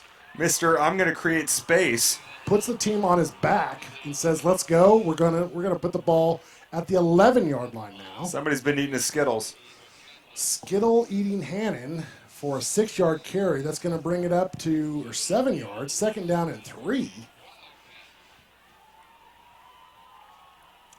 Har-Ber lines up the I formation, quarterback under center. Trey Smith split to the left. Hannon again up the middle. Bouncing off, enough for a 1st down. He's going to tack 3 more on top of that. Hannon just so hard to take down. Forget about open space. He's hard to take down when you have defenders around him. He is so agile. He spins off of guys. He breaks tackles. He's the total package at running back. It's the I formation. They're going to run it right at you. I mean, there's no mystery there. So Hannon's 10 carries for 42 yards so far tonight. 4:10 on the clock as it continues to run. Pitches it to Hannon around the right-hand side, and he's going to get about 4 yards on the carry. Har-Ber's continuing to run the football, run the clock down, maintain this lead. Hannon already at 11 carries now versus I believe his 15 carries last week for Webb City. So you can already see Coach Wood's game plan of really running the football more coming into effect. 3 minutes 45 on the clock as it continues to roll. It's 2nd down and 6. The ball's on the 24. Har-Ber still leading by 14, 21-7. Chandler under center, fakes the handoff, pitch, hands it off. A little bit of a trap play, but it's not going to yield much. The fake play did not fool the Rockhurst defense. Har-Ber's already run, I wouldn't call that necessarily a trick play, but a lot of misdirection going on in Har-Ber's backfield, and these Rockhurst players are wary of the misdirection play now, so you're going to have a lot of guys staying home on the backside so they don't get burned like they have been. So 3:06 on the clock, 3rd down and 5. Ball's on the 25-yard line. Chandler under center. He's going to hand it off to Hannon up the middle. Hannon just dredging for a 1st down. He's going to pick up about 7 yards, enough for a 1st down. And that run was brought to you by the stat yards after contact. Punishing after being hit by the league's leading rusher. Yeah, and there's something to be said about backs that make defenders fear tackling them. And I think he's got that down to an art form. Well, they're throwing out lookout tackles is what they're doing. 1st and 10. The ball's on the 33-yard line. Back to Hannon, of course. And he's going to hit a wall of mass humanity at the line of scrimmage. He might have got 2 yards on the play. Looks like they're going to give him 3. So it's going to bring up 2nd down and 7. 2:26 left on the clock. Har-Ber still leads 21-7 as we roll closer to halftime.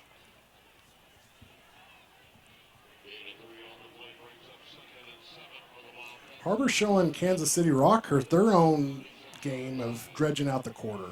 Yeah, Har-Ber's just as good at it, if not better than they are. We have a very solid offensive line that can continually push guys around. So Hannon fights back to the line of scrimmage. It looks like they just loaded up the box and ran at it.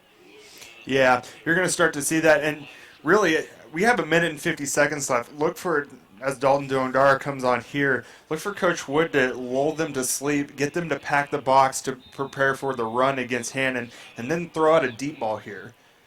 They're not looking to go quietly into halftime here. There is a very good chance we can see a long ball. So cheering, it's coming up right now. Chandler back in shotgun, twin split left, twin split to the right. Kunkel's a single setback, drops back, looks over here to Trey Smith. Trey's going to catch it. It's going to be enough for a 1st down plus about 3 more. He's going to be out of bounds about the 48-yard line. 1:16 on the clock. Trey Smith with great agility there. He was running full speed towards the sideline, was able to plant his feet and turn it up for about 3 extra yards there right after he made that catch. Did a tightrope walk down the sideline. Hitting the air brakes about the 48-yard line. 1:16 on the clock. 1st and 10 for Har-Ber.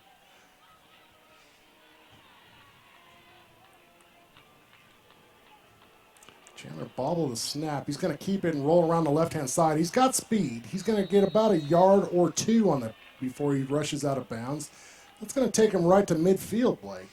Yeah, he has a lot of speed. And unfortunately, from last year at Springdale, he has practice running around the backfield. And so his ability to break the pocket and at least make something happen is well rehearsed.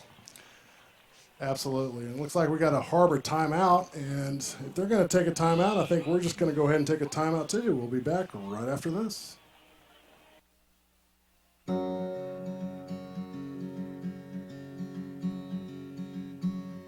Hometown. That word still means something here. It means we're neighbors. We do the right thing. We care about your family. And you deserve the very best every time you walk in the front door. Harps. Hometown fresh.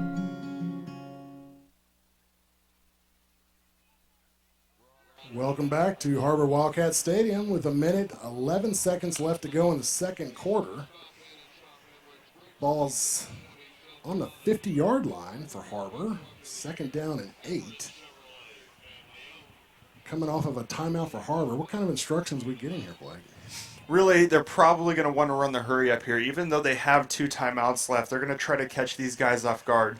Expect that they called a few plays that they know very well-rehearsed plays to roll through really quickly and try to test the limits of this Rockhurst defense. We might get to see a couple trick plays.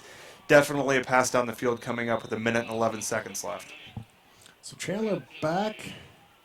Looks like Trey Smith back off the line of scrimmage too. Making some micro adjustments here. Trey Smith comes across the field. We're going to hand it off to Nasali. And I didn't even see what happened. I looked down to make sure that was Nasali, and I see Hannon streaking down the field. That was Chandler. Chandler running down the field. Chandler, just like I said, trick plays. Chandler kept the ball, and I don't think anybody knew where it went.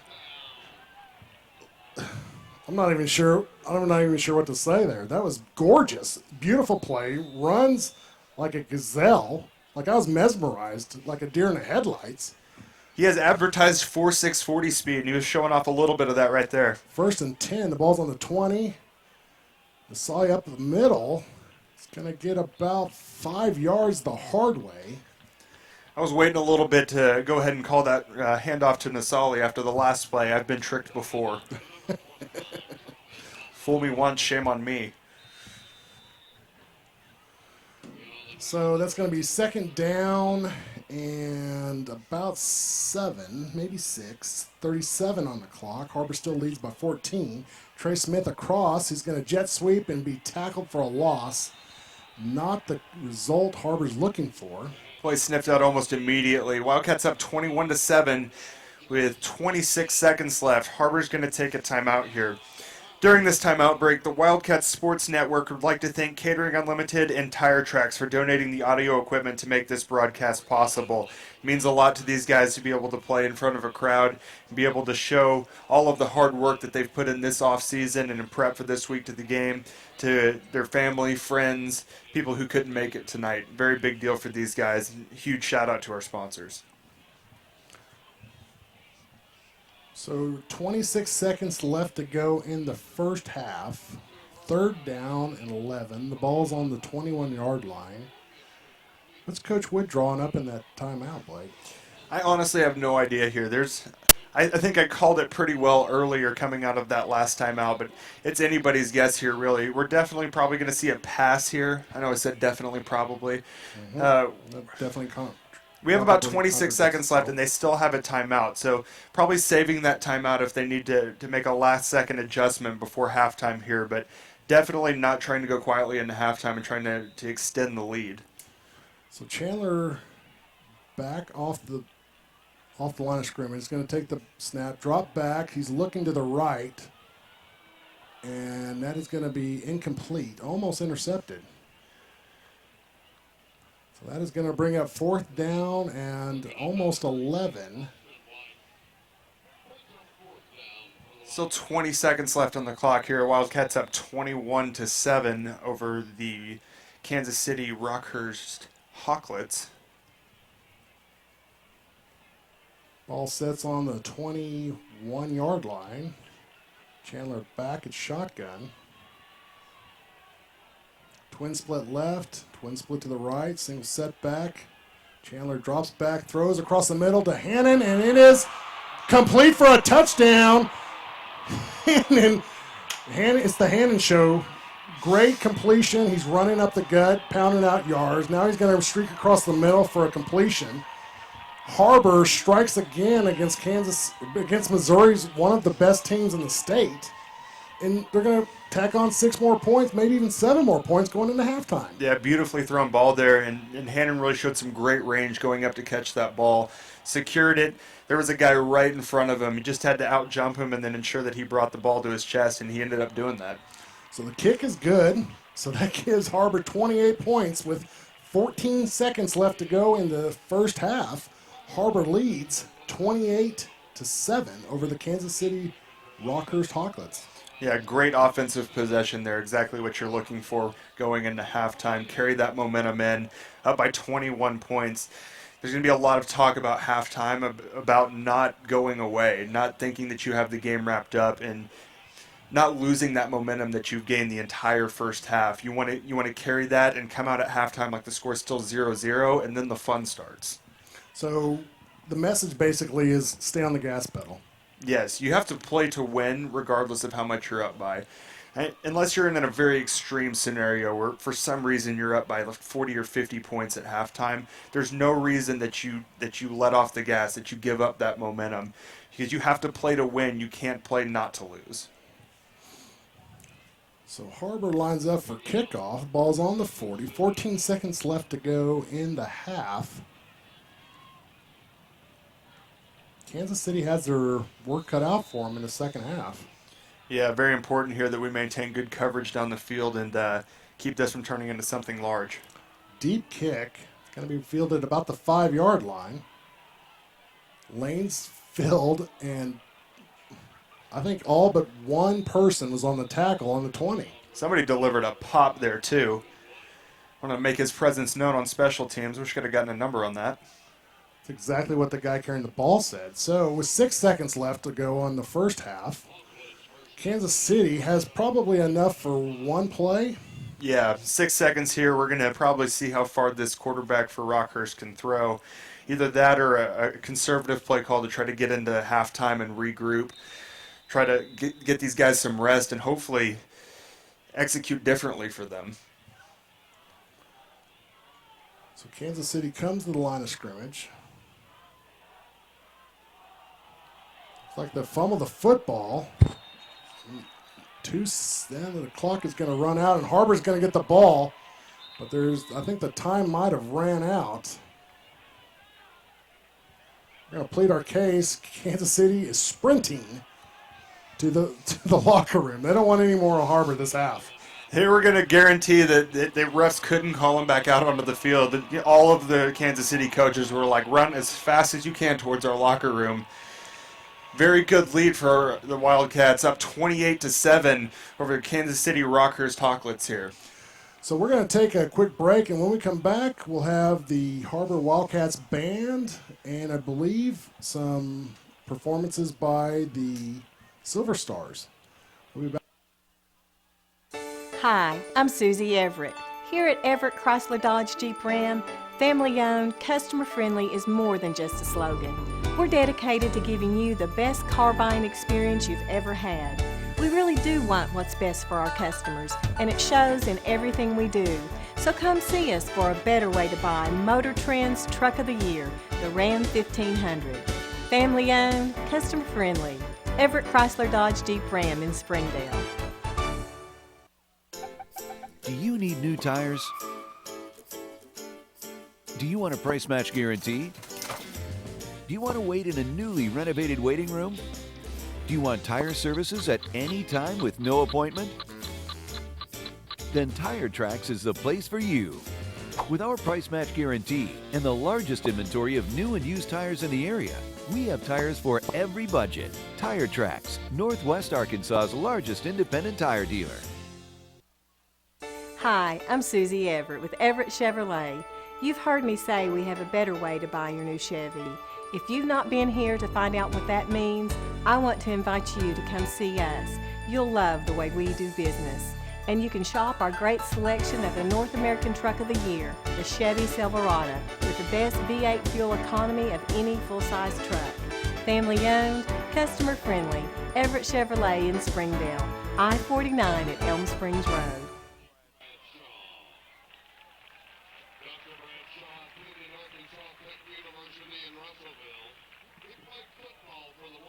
Where he was an AIC All-Conference selection. He was, according to teammate and friend Tex Holt, junkyard dog mean as an offensive guard for the Wonder Boys. Dr. Bradshaw joined the staff of Springdale Public Schools in 1984 and was named an assistant superintendent in July of '87.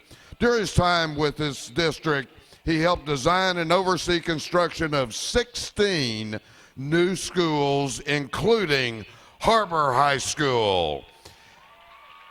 He also oversaw the beginning phases of the Har-Ber High Athletic Complex. He supervised over 40 major new additions and renovations, including classrooms and media centers throughout the district. Dr. Bradshaw retired in 2012 to spend time with his wife of 46 years, Karen Lewis Bradshaw, his children, Carrie Arbuckle and Brent Bradshaw, and his 3 cherished grandchildren. In appreciation of the many contributions made to the Springdale School District by Dr. Bradshaw, we're proud to present the Dr. Ronnie Bradshaw Track Complex here at Har-Ber High School. You can see the view on the big board at the south end of the field. Our thanks to Dr. Bradshaw for all of his efforts for the Springdale School District.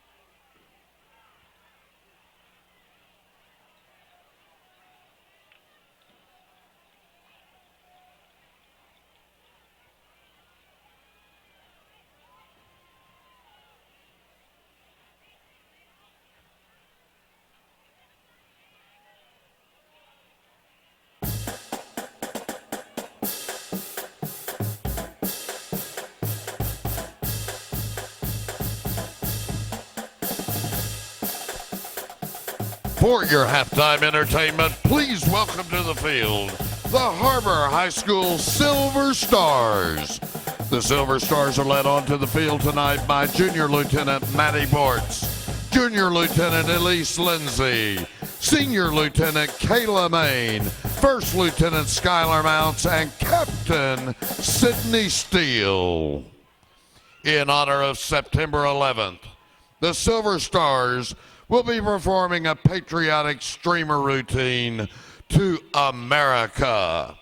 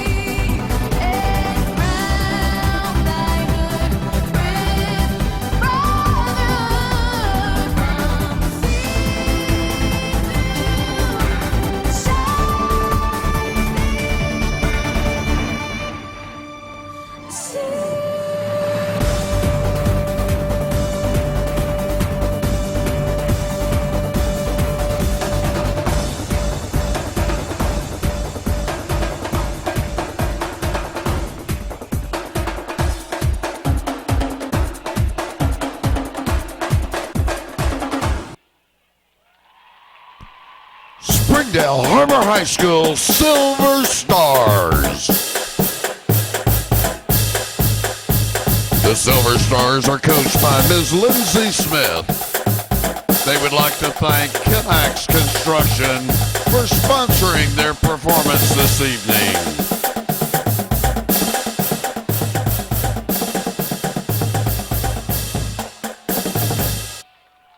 This is Jack. And this I am starving! is Jack's appetite. It's never satisfied. I'm hungry, hungry, hungry, hungry. Seriously, dude? What? Then Jack's mom started serving Tyson Anytizer snacks. With all white meat and lots of protein, they're the only snacks that make Jack's appetite disappear. Tyson Anytizer snacks. Consider snacking solved.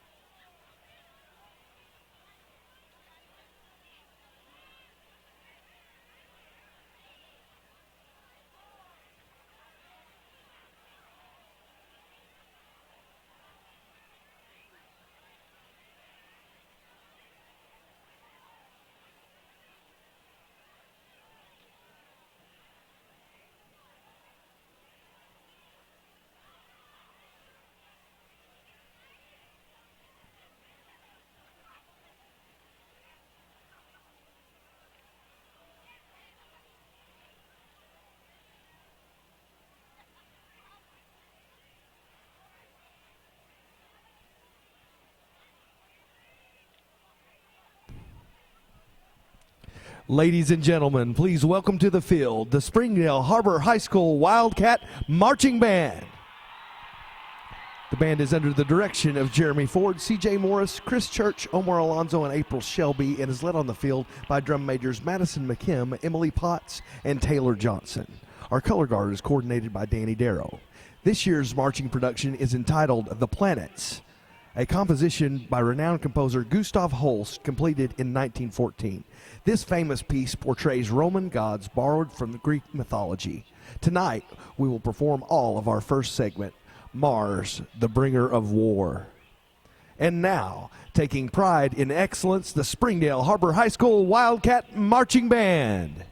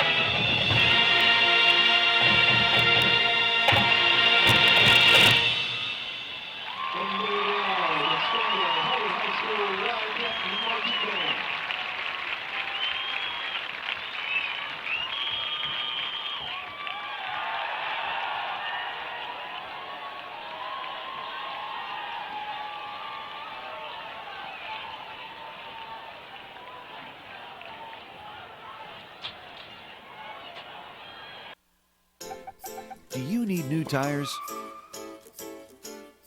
Do you want a price match guarantee? Do you want to wait in a newly renovated waiting room? Do you want tire services at any time with no appointment? Then Tire Tracks is the place for you. With our price match guarantee and the largest inventory of new and used tires in the area, we have tires for every budget. Tire Tracks, Northwest Arkansas's largest independent tire dealer. Hi, I'm Susie Everett with Everett Chevrolet. You've heard me say we have a better way to buy your new Chevy. If you've not been here to find out what that means, I want to invite you to come see us. You'll love the way we do business. And you can shop our great selection of the North American Truck of the Year, the Chevy Silverado, with the best V8 fuel economy of any full-size truck. Family owned, customer friendly, Everett Chevrolet in Springdale, I-49 at Elm Springs Road. Welcome home to Lindsay Living.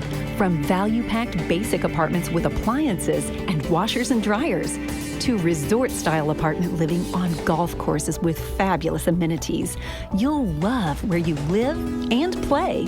Visit lindsaymanagement.com to apply online and see photos, rates, and floor plans for all locations we manage throughout Arkansas and in surrounding states.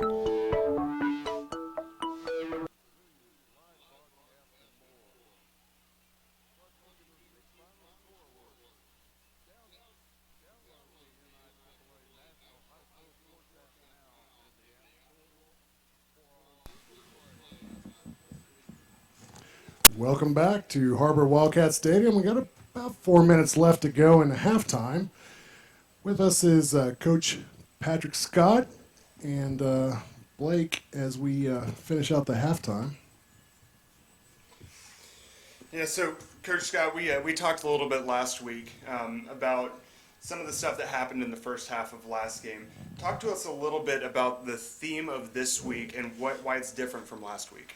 Yeah, I was talking to Coach Wood before the game, and I just asked him, if you guys had a theme this week in practice, what would it have been? And he said, really, they just preached on finishing. And he thought, even going back to Tulsa Union, the scrimmage before the season started, if they had their chances and they just didn't finish. Last week against Webb City, they were ahead late, in the second half, and they just didn't finish. So really, he came out tonight, and I think the team was really focused on finishing drives, finishing defensive stands, and you really saw that in the first quarter. I thought that was probably one of the best first quarters, top to bottom, that I've seen in at least a couple of years from Har-Ber. Yeah, we saw a little bit about, at the beginning, we saw a little bit of some miscues that Har-Ber was able to overcome. I think that fits well into the finishing idea, to not letting it impact your momentum and to really rallying and recovering from something like that. But you talked a little bit about the defense and how they have to finish. And talk a little bit about the reaction of a defense that starts 5 sophomores. Yeah, and everybody knows that. Opposing teams, they look on our roster and look at the starting lineups, and they see 5 sophomores starting on defense. So they've got places that they're trying to attack. And with Coach Wood, our non-conference schedule, it will stack up against anybody in the state easily. It's probably the best non-conference schedule in the state. And I really think if you're wanting to get a young defense, some veteran, some seasoned, game experience, you play these 3 games and you have no choice but to grow up quickly. Sure, and we've seen some great play out of especially the sophomore corners here early. A couple miscues, we've seen some of them fall down on some routes, but that's to be expected. But I think their overall gameplay is really shaping up from last week. They were heavily teed off on last week with the play calling. They had to cover a variety of routes, but really, for the most part, they've had lockdown coverage this week. Right, and you look at the 2 different offenses that we're playing against. Last week is really, and it's funny to say, they're an unconventional offense when they run the veer option as opposed to the spread offense that most teams run now. Rockhurst comes in with a little bit more conventional offense that our guys are used to seeing on defense, and they feel more comfortable. And you can just see that by their play. They're not as surprised by things that are coming at them. And really, they've done a great job containing A.J. Taylor. He is an impressive-looking running back who's going to Wisconsin, like you guys have already mentioned, but they've done a great job against him tonight. Yeah, so we have 1 minute and 20 seconds left in this halftime, but let's talk a little bit about the offensive balance. So far, Luke Hannon has 14 carries, which is only one less than he had in the entirety of last week's game. He's rushed for 57 yards. We've seen Fuller Chandler rush for some yards, especially on that play fake towards the end of the half. The balance so far has been about 20 rushes to 8 passes. Talk about the impact on the offense there a little bit. Right, absolutely. You know, one thing different this week from last week. Last week we had the lead in the second half, and it almost felt like we couldn't run the ball effectively. This week, totally different story. We've got the lead early, and you saw us get the ball at our own 2-yard line, and Coach Wood lined up and just ran it. And he is setting the tone by running the football early and often in this game. We've got the lead. He's shown that we can run the football. I think you're going to see more of that in the second half with, again, taking his deep shots here and there. So I was about to ask that. We're going to expect to see the same style of play calling. I mean, we have a 21-point lead. It's 28-7 about to come out of the half here. You expect to see the same balance of running and passing that we have been? Yeah, I think so. I think, you know, especially with the lead that we've got, Coach Wood is really going to want to just almost force the issue with his offensive line and his running backs. You know, Luke Hannon, he's a 3-year starter, and he can run the football. He's tough, and we want him to run the football, and we want him to have confidence in that offensive line. We want the offensive line to have confidence in running the football because we hope to be up in a lot of games this year, and we've got to be able to rush the football. Okay, Coach, just before we go here, will you give us the keys you think for Har-Ber to win this game? Give us 2 or 3 really strong points that Har-Ber needs to focus on in order to finish out this game. Absolutely. I think you just said it, and what Coach Wood alluded to before the game, they've got to finish. And it's not just finishing the second half, it's finishing the play, it's finishing the drive, and it's finishing their defensive stands. They've got to play a complete game from first quarter to fourth quarter. They played a very good first half. They need to continue with that in the second half. I don't think anything really changes as far as play calling goes, but what I do think is they focus on limiting mistakes, and we've seen that from this week to last week, and no turnovers. They cannot turn the ball over. All right, so we had a little technical difficulties at halftime last week. So just to give the audience a reintroduction, you were a coach for 14 years, 5 years at Har-Ber from 2008 to 2012. You coached the sophomore team, and you also coached the varsity quarterbacks here. So a little bit about your resume. Like, you're very fond of this team. You know a lot about it. You coached with a lot of the same coaches that we have here. We really appreciate you coming up into the booth and giving us your insight. It's always fun to have you in here. Thank you very much, Coach. Oh, it's my pleasure. I appreciate you having me. And there's really nothing like Friday night. You know, I'm not coaching football anymore, but I love coming to games. And Har-Ber, I love watching them play football. All right. Well, as halftime winds down, we're going to cut to a quick commercial break, and we'll be back right after this. Hi, I'm Susie Everett. Here at Everett Chrysler Dodge Jeep Ram, family-owned, customer-friendly is more than just a slogan. We're dedicated to giving you the best car buying experience you've ever had. We really do want what's best for our customers, and it shows in everything we do. So come see us for a better way to buy Motor Trend's Truck of the Year, the Ram 1500. Family-owned, customer-friendly, Everett Chrysler Dodge Jeep Ram in Springdale. This is Jack. And this I am starving! is Jack's appetite. It's never satisfied. I'm hungry, hungry, hungry, hungry. Seriously, dude? What? Then Jack's mom started serving Tyson Anytizer snacks. With all white meat and lots of protein, they're the only snacks that make Jack's appetite disappear. Tyson Anytizer snacks. Consider snacking solved.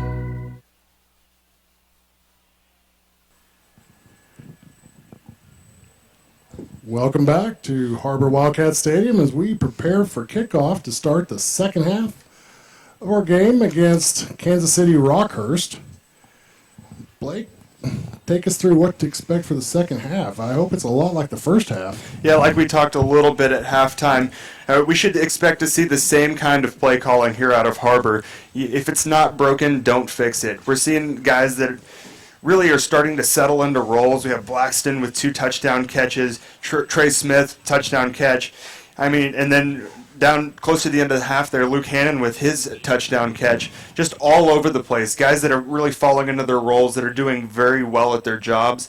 And it's 28 points is nothing to scoff at for the first half. So like Coach Scott was talking about at the halftime show, expect to see more of the same. So Kansas City kicks off. Har-Ber will take the ball. They're going to get the ball about the 15-yard line. Duongdara on the return. Down about the 20. So they'll have the ball on the 20-yard line, 1st and 10. Start the second half.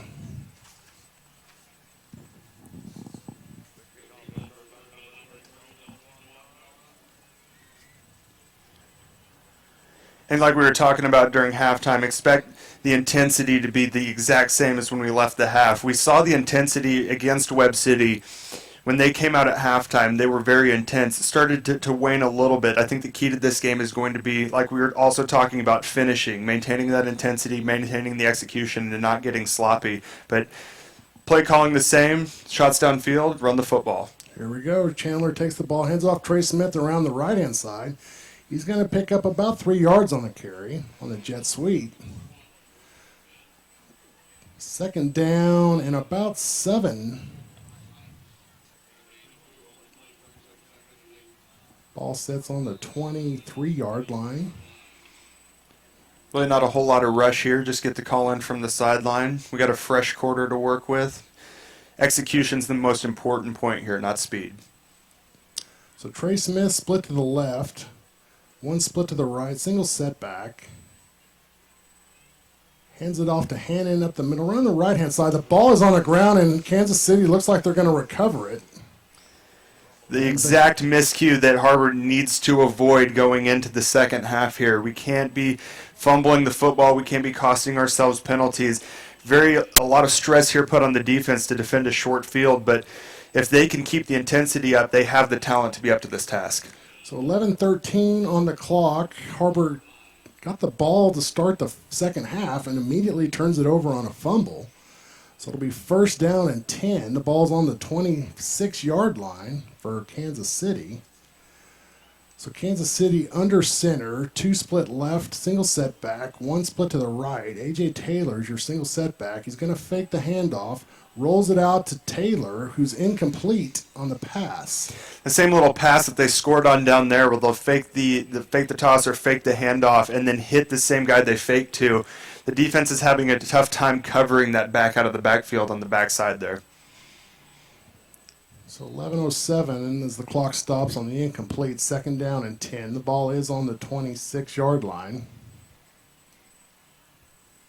So is that the linebacker that's supposed to be picking up Taylor out of the backfield? Most likely, they'll scheme it differently. I'm not sure exactly how they scheme this one, but usually they'll have an outside linebacker, if he's not already covering somebody down the field, peel off and cover that back out of the backfield. A.J. Taylor around the right-hand side for a sweep. Looks like they've got contained, and he's going to score a touchdown. Very quick start for Rockhurst here. Taylor showing you why he's one of the better backs in the country. So lack of containment on the left side of the defense over there. I'm not exactly sure what happened, but with 11:59 on the clock, Kansas City whittles away at Har-Ber's lead by 6. Not the start that Har-Ber was looking for here, but I mean, they still have a 14-point advantage. After this PAT, it'll most likely be 28-14 here. They can't let themselves get rattled. They do still have the lead. Does make the PAT, just barely. Like I was saying, they can't get rattled here. They have to maintain the intensity. They have to forget about the miscues, just try to come back from it is the most important point here. They did it very well in the first half. Let's see if they can pick it up again in the second half. So exactly where we were just a few minutes ago, except 6 or 7 points less in the cushion. Har-Ber is set to receive the kickoff. And as usual, Trey Smith, Dalton Duongdara, and Tyler Blackston deep to receive.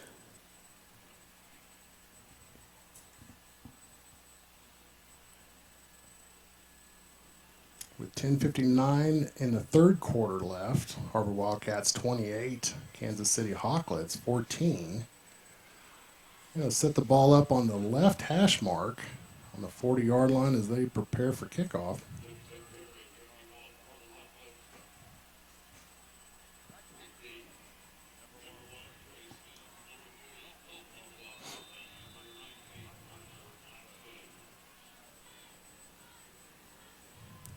It's a short, tall kick. Trey Smith's going to take it about the 15.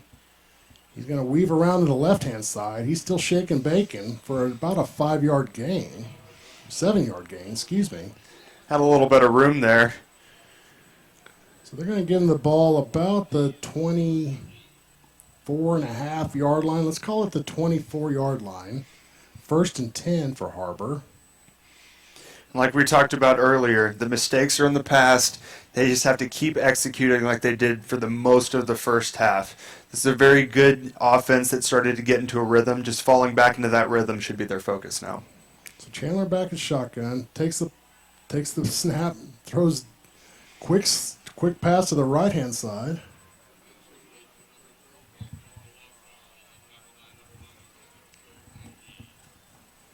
It's going to be enough for a 2-yard gain. So it's going to be 2nd down and 8.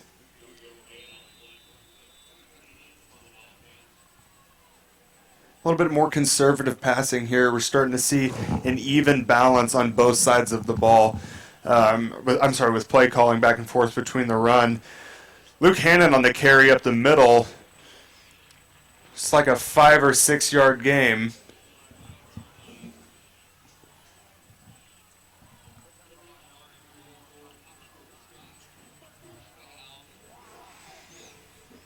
And they will be enough to get the first down there. Hannon rushing ahead and diving forwards for the extra yardage necessary to move the chains.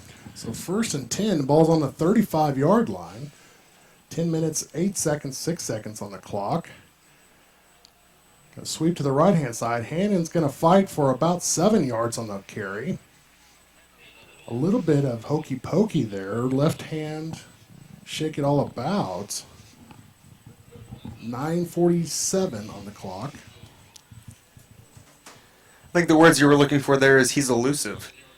Elusive. So that's 2nd down and 3 to go. Trey Smith split to the left. 1 split right, single setback. Conkle in motion, and we have a flag on a play. Rockhurst players are signaling a false start, which is usually the case. Kansas City good at identifying false starts, apparently. So with 9:28 in the 3rd quarter, Har-Ber still leads 28-14 over Kansas City. Rockhurst. I don't think it's just Kansas City here. Defensive players in general love identifying false starts. That's just free yards.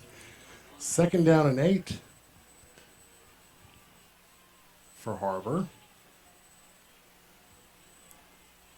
Twin split to the right, single split to the left.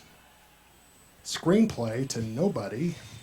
Look at the referee had to get out of the way of that ball. The referee is not very good at catching screen passes. Contrary to popular belief, he's not an eligible receiver. He is not. Not in the 7A West, he's not. So, 9 minutes, 11 seconds to go in the 3rd quarter. 3rd down and 8. The ball's going to sit on the 37-yard line. About 8 yards to go here to the first down marker. Having a little trouble with some execution here. Twin split right, twin split to the left. Shotgun formation. Drops back.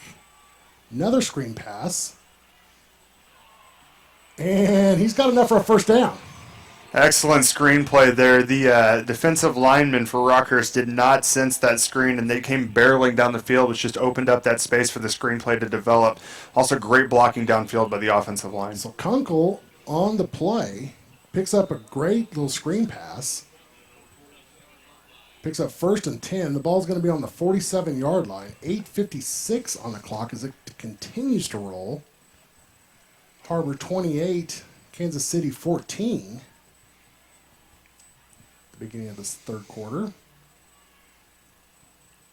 So Chandler under center. Hannon over the left-hand side. He's got a little bit of wiggle room. He's going to get enough for a first down. And that's a 10-yard run.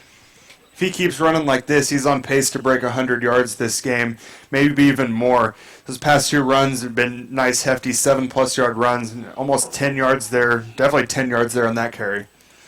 So Har-Ber advances into Kansas City's side of the field with that play. So it's going to be 1st and 10. The ball's going to be on the 43-yard line.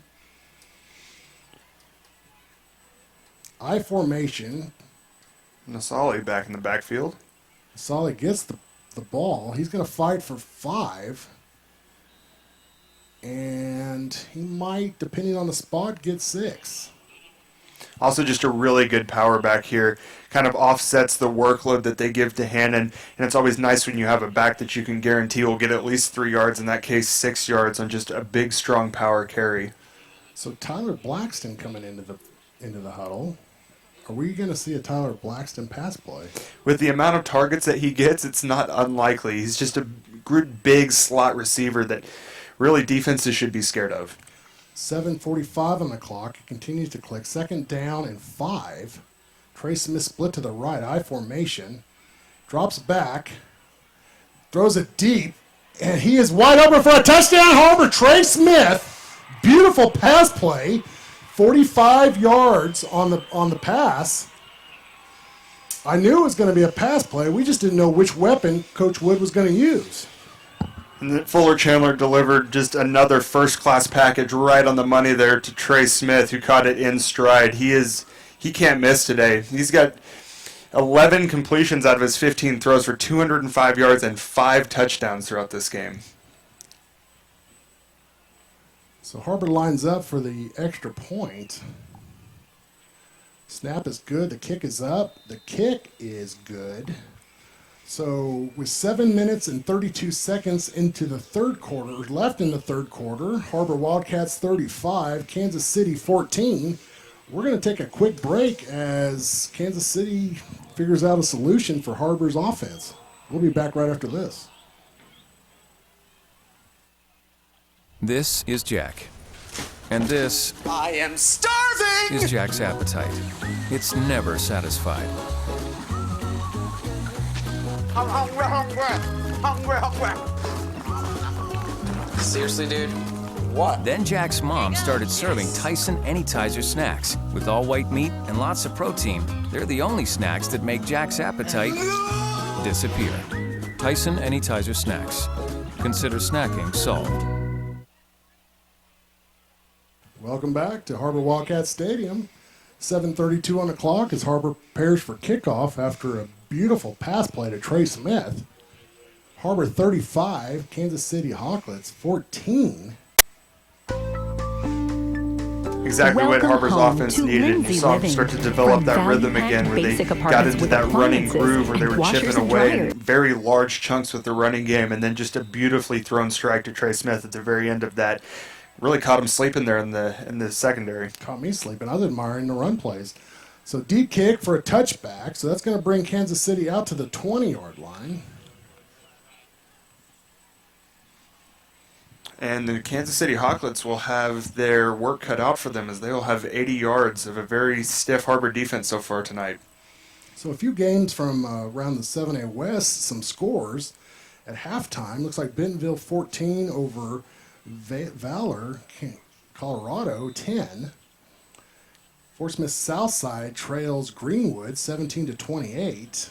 Alma 3 over Springdale Bulldogs 0 at halftime. Kansas City lines up. They're at shotgun.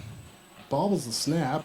Fakes the handoff. He's going to roll. He's going to be dropped for about a 12-yard loss. That was number 25, Tali Nasali on the sack there. Great penetration around the outside edge. Just wrapping him up. Textbook takedown.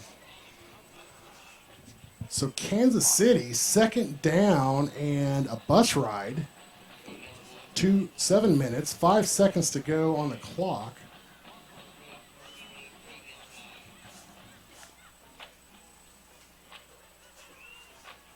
Great penetration. It's almost like he was in the huddle with Kansas City there. Kansas City, twin split to the left, his shotgun formation, takes the snap, looks to the left. He's trying to find someone deep, and he's going to overthrow a guy across the middle. Pressure there, a major factor of ensuring that ball was mal-thrown, I guess. Had several guys in his face. The pocket was collapsing around him. Kind of difficult to put a ball on the money when you have no room to set your feet. Yeah, I know we talked about it earlier, but I think it's worth noting again. There's 5 sophomores on Har-Ber's defense that start. And they're going man-to-man the whole game virtually with some of the top athletes in the largest classification in the state of Missouri on a team that won the state championship last year. Yeah, and I think a lot of these as well, you're seeing a little bit of man under with the safeties playing zone across the top. One of the staples of the Har-Ber defense of old, they're very good at playing that. Oh! The quarterback for Kansas City got waylaid. He took a face mask right to the ribs on that pass. That is the definition of taking one for the team. That was a hard hit. 4th down and 20. Kansas City has their punting package in. 6 minutes and 29 seconds left to go in the third quarter. Har-Ber 35, Kansas City 14. Got not a great punt for Kansas City, but it's going to take a Kansas City bounce. It's going to stop about the 44-yard line, the 43-yard line, and great field position for the Wildcats, Blake. Yeah, it's always nice to get the ball in your opponent's territory, and very short field. I mean, with the arm that Fuller Chandler has, that's one deep pass away, but I'd imagine we're going to get to see the same format that we have been with very successful run plays followed by a quick strike. So does Coach Wood just strike for the end zone first play, just let him know who the boss is? It's a possibility. We saw that coming out a little bit earlier. He's not afraid of just coming out early and showing the speed of these receivers. Trey Smith, split to the left, is going to hand it off up the middle. He's going to break to the left. He's got some wiggle room. He's juking, jiving. Going to pick up about 8, maybe even 9 yards past the first down. Great little 20-yard run. Throwing a stiff arm there on, I believe it was a linebacker coming across to make the tackle. Was just denied and netted about 15 extra yards out of that run because of it. Beautiful play. That's going to bring up 1st and 10 on the 22 for Har-Ber. Har-Ber establishing the run game in the second half. Yes. Much like they did the first half. Very effectively. When you don't have to throw the ball if you're chipping away 10 yards a carry, but they're still doing both very effectively. It's a lot of fun to watch. Quick little play across the left-hand side. Going to yield about 7 yards. It was Blackston on the carry. Getting involved in the run game, too. Everybody's Christmas here at Har-Ber Wildcat Stadium. Everybody's getting yardage on their stats for Christmas. 5 minutes and 47 seconds on the clock. Har-Ber still leads 35-14 over Kansas City, one of Missouri's best teams.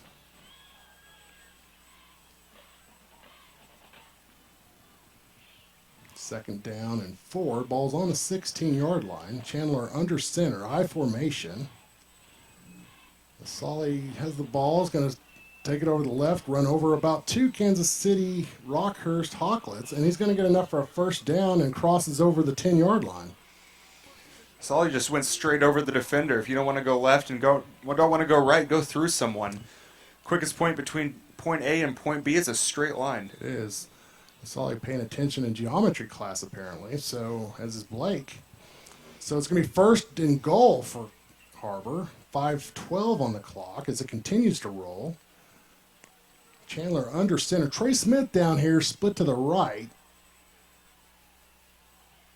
Solly again to the right. He's going to bounce to the right-hand side, and he's dishing out punishment. He says, nope, I'm going to keep going. And he's going to get down to the 4-yard line.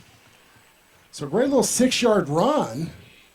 And Solly broke, I counted 3 tackles there. Yeah, and I mean, every one of them was a battle too, but just showed you a little bit of his leg speed there, or his leg strength there rather, just able to power through them.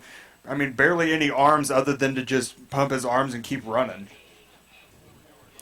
So 2nd down and goal, 4 minutes, 28 seconds. Kansas City trails Har-Ber 35-14. Chandler under, quick pitch is around to Solly around the right-hand side. Shoving, pushing, and I see some laundry on the field. It's not good when a flag's thrown, not good for an offense when a flag's thrown in that area of the field, especially on a sweep play. Most likely to see a holding.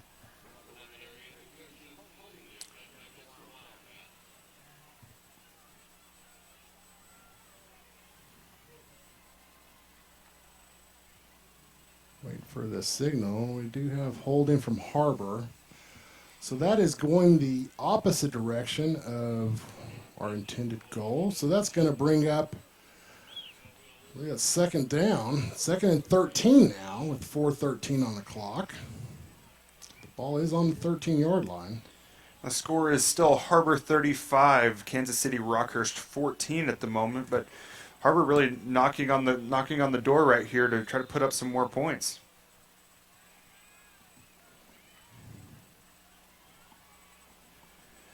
Luke Hannon's back in the game. Trey Smith split out wide to the left side. Chandler under center, takes a snap, hands it off to Hannon up the left-hand side. He got down to the 2 maybe the 1.5. Getting back all of the penalty yards that were lost and maybe a little bit more. We have a Kansas City player that just went down. Looks like cramps. That's possible. So I think while they're going to attend to him, we're going to take a quick commercial break, and we'll be back right after this. You're watching the Wildcat Sports Network. Welcome home to Lindsay Living. From value-packed basic apartments with appliances and washers and dryers to resort-style apartment living on golf courses with fabulous amenities, you'll love where you live and play. Visit lindsaymanagement.com to apply online and see photos, rates, and floor plans for all locations we manage throughout Arkansas and in surrounding states. Hi, I'm Susie Everett with Everett Chevrolet. You've heard me say we have a better way to buy your new Chevy. If you've not been here to find out what that means, I want to invite you to come see us. You'll love the way we do business. And you can shop our great selection of the North American Truck of the Year, the Chevy Silverado, with the best V8 2 seconds left to go on the clock. Har-Ber at the line of scrimmage, waiting for Kansas City to attend to an injured player as he makes his way to the sideline. So Chandler under center. 2-yard line. Looks like we're going over the top with Hannon, I believe. Yes, it was Hannon. Looks like they're going to diving over the pile, but looks like they're going to mark him just short of the goal line. So it's going to be 3rd down and a half-eaten Twinkie. 4th down, excuse me. 4th down and a Twinkie. 3 minutes, 14 seconds on the clock. No reason not to go for it here. I mean, the defense has plenty of field to defend. Go ahead and try to get the 6 points here with the touchdown. So Chandler keeps the ball, and he's got enough for a touchdown. Har-Ber racking up 6 more points with the quarterback keeper up the middle. And that's just great surge and great confidence from Coach Wood in your offensive line. Call that Chandler's 6th touchdown. He has 5 passing touchdowns and 1 rushing touchdown now. Just a marquee day for this guy. So with 2 minutes and 58 seconds left to go in the 3rd quarter, Har-Ber lines up for the extra point. If this extra point is good, it's going to be Har-Ber 42 and Kansas City 14. Snap's good. The kick is up. The kick is good. 2 minutes and 58 seconds left in the 3rd quarter. Wildcats now have a very hefty lead over Kansas City. During this change of possession, the Wildcat Sports Network would like to thank Catering Unlimited and Tire Tracks for providing the audio equipment to make this broadcast possible. Always great to have family and friends that can watch all the hard work these guys have put in. So Coach Wood drawing up, basically just we're going to line up and we're going to run right at you. I don't remember any pass plays that possession. Just basically run, quarterback sneak. Yeah, and like I was saying the last possession, when you're getting 7 to 10 yards a carry, I mean, really you don't even any more than 3 yards a carry and you're having a successful run game, but they're averaging probably well into the 6-7 yard a carry range, and I mean, they're just picking apart this defense from all sides. They're running around the end, they're running up the middle. I mean, they're juking linebackers. I mean, these running backs are just so good, and these offensive line is blocking so well that it's almost impossible to touch these guys. So Har-Ber lines up for the kickoff, 2:58 on the clock. Kickoff is going to be deep, and it is going into the end zone for the touchback. So Kansas City Rockhurst will get the ball 1st and 10 on the 20 with 2 minutes and 58 seconds left to go on the clock. That's not a lot of time left in the third quarter, Blake. It's not, but like we were talking about earlier, Har-Ber can't fall asleep. Even though the score is starting to look bad, they still have to keep the pedal pushed down and really focus on that execution. Because execution is a habit that you have to get into. You can't get sloppy just because you have a lead. In order to play well next week, they really need to finish this game and still execute as well as they were at the beginning of it.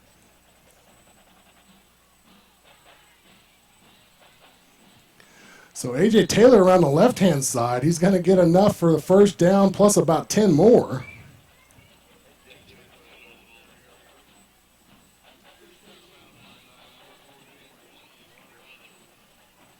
.251 on the clock as he gets shoved out of bounds about the 37-yard line.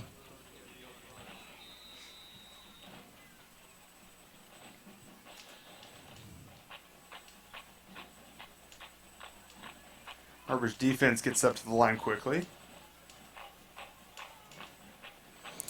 A.J. Taylor around the right-hand side. He's going to veer back to the middle. He's going to, looks like the ball's on the ground. We got the big boy picking it up. He better get down quick. So Har-Ber gets the ball back, it looks like. 1st and 10, the ball's going to be about the 41-yard line. Just a shot to the heart for Rockhurst there. You're already down 14-42 here going as the third quarter rolls down. And it's, I mean, you can't do that. Like, if you want any hope left, you have to at least try to put some kind of points on the board. And it's just not working out for them tonight.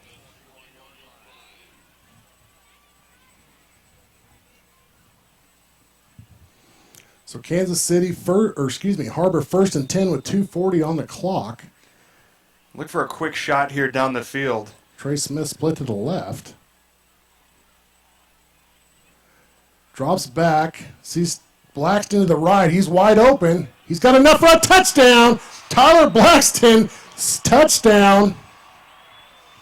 Excellent strike by Fuller Chandler. Braxton looks to be a little shaken up on the play. Made an excellent catch in the end zone there. Hoping he just got the wind knocked out of him a little bit. He looks to be okay. It's like he landed on the ball when after he caught that. When this offense is firing on all cylinders, they are fun to watch.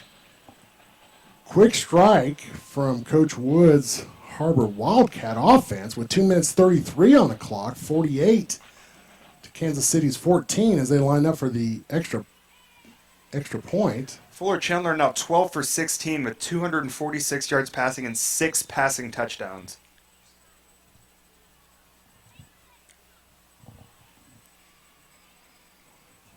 Kick is up, and the kick is good. Har-Ber Wildcats putting 49 points so far in the third quarter on Kansas City Rockhurst.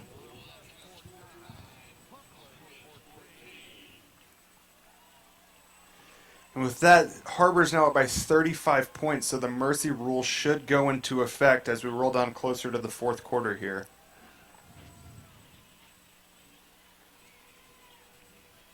I don't have any stats in front of me, but I wonder how long it's been since this Kansas City Rockhurst team has been mercy ruled. Yeah, I don't know. I mean, you go back to their, this is a program, one of the most successful programs in the country, if not, for sure in the state of Missouri. And you go over their stats, and it's impressive, year after year. What was the stat that you read earlier? I think it was pregame, that they have more state championship appearances than any other team in the state of Missouri. Any other team in the state of Missouri, and they're the largest classification in Missouri. So Har-Ber lines up for the kick. Minute 46 left, and it's going deep for the touchback into the end zone.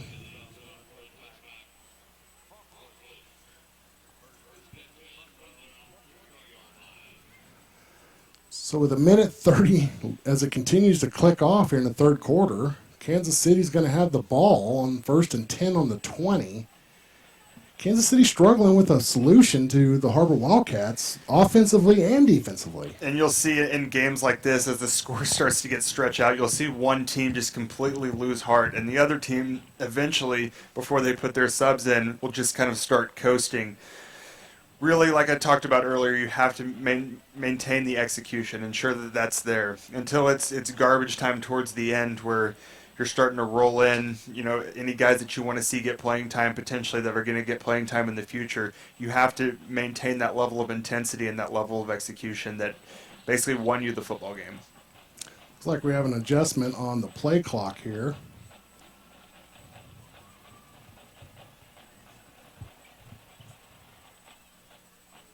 So we're going to move the game clock back to 1 minute and 41 seconds. So 1 minute 41 left in the third quarter. It's 1st and 10 for Kansas City. Rockhurst, ball's on the 20.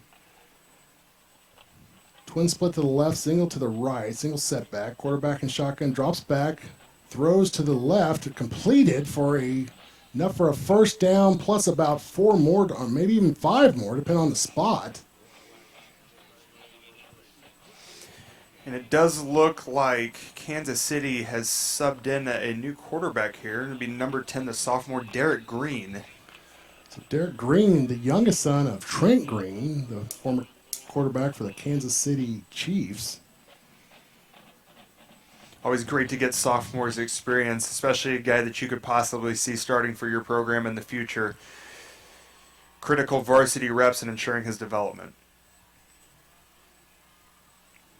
So Greenback is shotgun, takes a snap, looks to the right, throws across the middle, overthrows by about 5 yards into double coverage. So that's going to bring up 2nd 10 with 36 seconds as it continues to click away. Ball's on the 34-yard line. It does look like Kansas City has most of their starters still in. I still see A.J. Taylor back there in their backfield. I'm not sure if their starting quarterback was hurt on that hit that he took down in the end zone on the last possession. It was a very hard hit. He was very slow to get up from it. There's a chance he could be feeling a little rib damage there. No chance to... Don't want to risk any chance getting him hurt for next week. So a quick little pass incomplete across the middle. So that's going to bring up 4th down and 10 for Kansas City. And that is going to bring an end to the third quarter as we prepare for the fourth. It's Har-Ber Wildcats 49, Kansas City Rockhurst 14. You're listening to the Wildcat Sports Network. We'll be back right after this.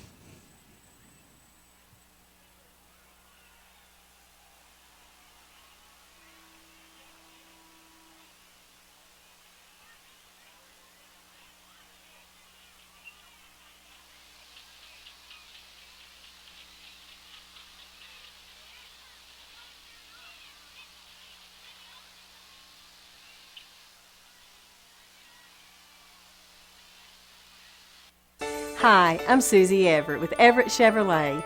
You've heard me say we have a better way to buy your new Chevy. If you've not been here to find out what that means, I want to invite you to come see us. You'll love the way we do business. And you can shop our great selection of the North American Truck of the Year, the Chevy Silverado, with the best V8 fuel economy of any full-size truck. Family owned, customer friendly, Everett Chevrolet in Springdale, I-49 at Elm Springs Road. The name of the game here is finishing strong. You want to see these guys that are starting to roll in inevitably. You want to see them play at their potential. This is about development now. We're into those development reps. Har-Ber still got a lot of, if not all of their starting defensive guys in, trying to basically keep this mercy rule put on. You don't want to see them dip that back down below 35 points here. But as this fourth quarter continues to tick, expect to see more guys, just like now we're rolling in more guys here. Just getting reps, getting quality reps, developmental reps. So 4th and 10, on the ball's on the 34. Kansas City set to punt. They're going to kick from about the 20-yard line. It's a beautiful punt. And Har-Ber... Going to get away from that one. That's just experience there. So Har-Ber is going to get the ball 1st and 10 from about the 13-yard line with 10 minutes and 52 seconds on the clock as it continues to run. Har-Ber Wildcats 49, Kansas City Rockhurst 14 here Friday night in Springdale, Arkansas, Har-Ber Wildcat Stadium. You see the mercy rule in effect now currently. The clock continues to tick now below 10 minutes and 35 seconds. If the clock continues to tick here, we're going to see this game finish up before the rest of the 7A West games, unless there's another blowout. So quick jet sweep around the left-hand side.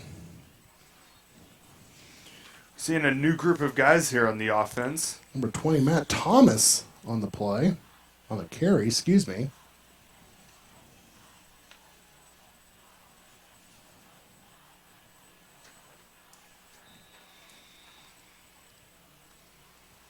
So a great move by Coach Wood, getting some younger players in for some experience here. Our new quarterback is Aaron Hennington, a 5'11 junior.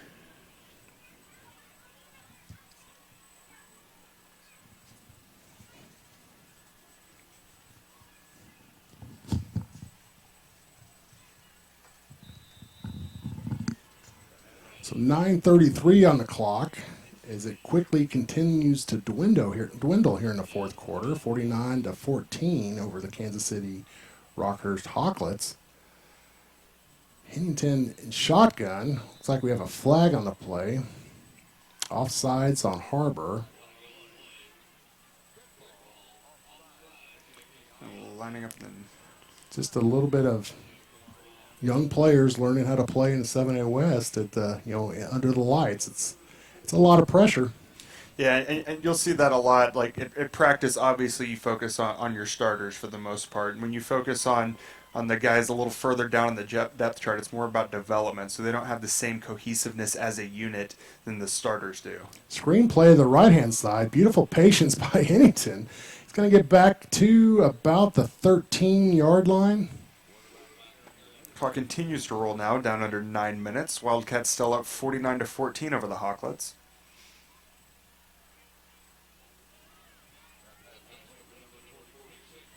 So it looks like so far in the game, Coach Wood's game plan, maximizing the run game and blending it with the passing game is paying off for Har-Ber Wildcats. Yeah, the game plan was near flawless tonight. We saw it work exactly how it should have. The runs were very effective, but we're still able to draw those safeties up. So Fuller Chandler was able to strike deep on really capitalize, I guess, on the speed of his receivers. And as we saw him basically upgrade from last week, he's putting those deep passes right on the money now, hitting his guys in speed or in stride. Well, they're going to take a quick timeout, and we're going to flip it back to a commercial. We'll be back right after this. You're watching the Wildcat Sports Network. Do you need new tires? Do you want a price match guarantee? Do you want to wait in a newly renovated waiting room? Do you want tire services at any time with no appointment? Then Tire Tracks is the place for you.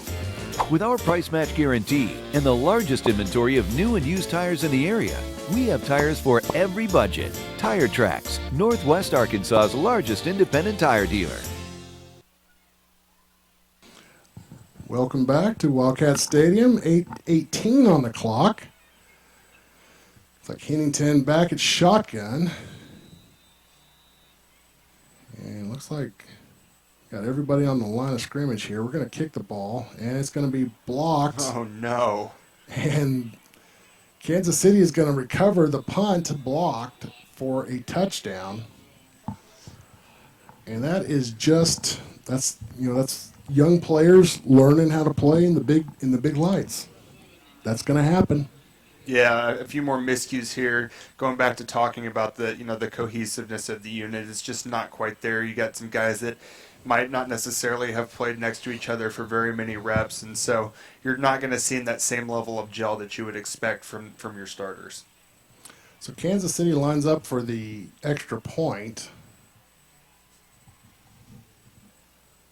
The extra point is up. The kick is good. So with 8 minutes and 11 seconds on the clock, Har-Ber Wildcats 49, Kansas City Hawklets 21. We're back out of the mercy rule, apparently. Yep, the clock has stopped. And we'll wait to see who breaks this huddle here, but it's looking like we're going to get some of our starters back here.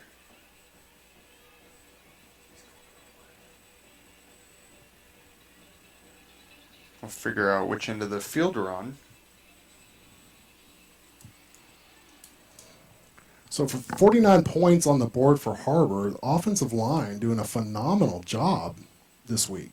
Yeah, and I referenced it a little bit on those pass plays. You saw guards and tackles really pushing downfield and setting up walls for the receivers on the wide receiver screen. You saw basically them opening up just massive gaps on the line. Har-Ber looks like they're lining up to defend against the onside kick here. Probably a wise choice considering the recent Rockhurst score. Or the current one.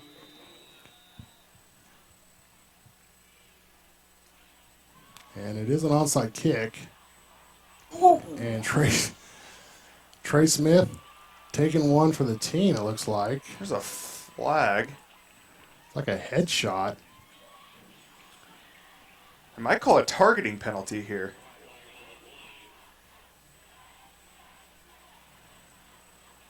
So the onside kick attempt failed. Har-Ber does receive the ball on the 50-yard line, but we do have a flag on the play.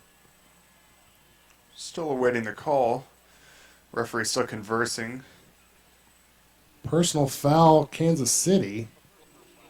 So that's going to be a nice little bonus for Har-Ber. Not so much, I believe that was Trey Smith that just took a beating on that reception. Yeah, and really, in reality, they probably called spearing there. The defender just led with his helmet, just direct head-to-head contact there. It's not a form tackle. You know, ethical coaches won't teach you to tackle like that. It's not an effective way of tackling. It's just not how you want things done. So Har-Ber has the ball on the 35-yard line. 1st and 10, 8 minutes, 11 seconds on the clock. Looks like the Hennington's still in at quarterback.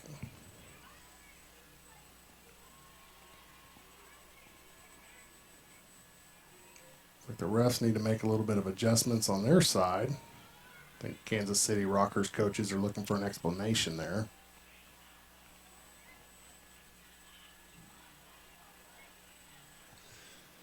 And all this is doing is delaying the inevitable and making it that much later that these guys are going to get home.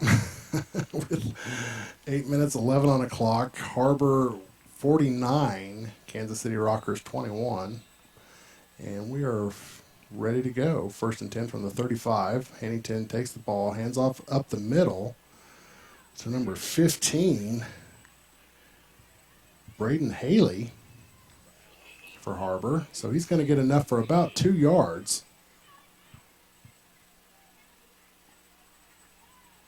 It'll be 2nd down and 8 as the clock dips down to 7:45. Hennington back, shotgun. One split comes in motion to the right. And it looks like we're going to have a flag on the play. I was thrown right into the line of scrimmage. Legal procedure against Har-Ber, so we're going to back up a little bit. Clock continues to roll, now down under 7 minutes and 20 seconds. Wildcats still maintain a 49-21 advantage over the Hawklets. So that's going to be 2nd down and 13 for Har-Ber. The ball's going to set on the 38-yard line. Hennington back shotgun, twin split to the left, motion across, hands it up the middle. And that's just going to be a quick little dive for about 4 yards. Just, again, trying to get these guys experience, trying to have them play under the lights on a Friday night. You want to see them start to gel together. You want to see them start to fill into their varsity roles, because ultimately you would like these guys to be able to roll in for any one of the starters and be just as effective with very little drop-off. So reps like this are very important for getting them game ready. Highly unusual in the 7A West to get this much playing time on a Friday night. Yeah, they're getting to play almost the entire 4th quarter here. Just great experience for these guys and that much closer to getting a Letterman. So quick little play up the middle again, enough for probably going to click away 4 more yards off of that as the clock continues to drop close to 6 minutes left in the ball game. That's going to bring up 4th down and 8. bit too far out for a field goal here.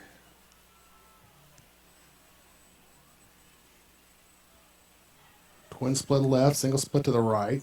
Hennington and shotgun drops back, looks to the left, throws. It is going to be complete, and it's going to be short of a first down. It's going to be turnover on downs, 1st and 10 for Kansas City. They're going to have the ball on the 28-yard line. Little bit of the air out of the hot air balloon gone from Kansas City's sideline over there. Just consolation claps coming from that side as the clock rolls down under 5 minutes and 40 seconds. It's kind of hard to get excited when you've really been beaten all around the field as bad as they were tonight. Well, I noticed the fans have started to head home. It's a 3-hour trip back to Kansas City. Kansas City Rockhurst, phenomenal school, phenomenal program all the way around. Great athletes, they've just legendary status, from early on in the 1900s. Hitting a slump so far this year.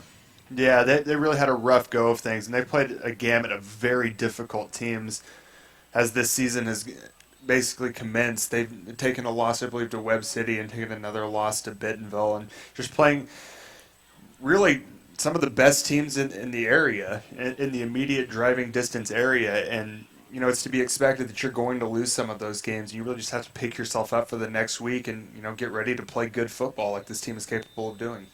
So as Chris Wood talked about a little bit in the pregame show, is that every time you play in the 7A West, it's basically the Super Bowl. Like everybody, it's a game, and it could be a state championship. There's just that much talent in this area, and Kansas City brings their own talent from the Kansas City area. So quick pass play to the left-hand side. It's going to be good for about 8 yards. It's going to be short of the first down. 4 minutes, 25 seconds on the clock. It's going to be 3rd down and 2 for Kansas City. And I think you can attribute a lot of this intensity and this momentum to this Har-Ber team being hungry for a win after last week. They played good enough to win a football game against a lesser team, but Webb City was just such a quality team that they weren't able to pull it out in the end. And so they were hungry to finish the game, like Coach Scott was talking about during halftime. They're hungry to get that win, and they showed just how bad they wanted it tonight. So A.J. Taylor rushed out at the 50-yard line. He's going to pick up about 15 yards on the play. It's going to take him across midfield. So that's enough for a first down. So it's 3 minutes and 35 seconds on the clock. Har-Ber's leading 49-21 over Rockhurst. Clock continues to roll down under 3 minutes and 27 seconds. Derek Green, number 10, a sophomore, continues to be your quarterback for Kansas City.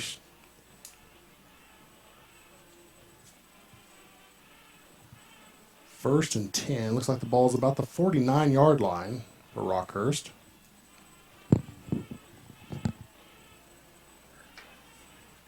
Trips to the left for Kansas City. Single setback. Quarterback is shotgun. Takes the snap. Rolls to the left. It's got a little bit of a rush. Kansas City doing a great job of holding. It's got some laundry on the field. Sometimes it's all you can do. Got to protect the quarterback. So 2 minutes and 50 seconds left on the clock. I believe we're going to have a holding penalty here from the number 73, the right offensive tackle. And it's worth mentioning with A.J. Taylor's last carry that we saw come out of bounds on the near sideline here, he broke 100 yards this game. A.J. Taylor, the recruit for, I think, Wisconsin, interested in him. So that is going to bring up, I believe it's 2nd down.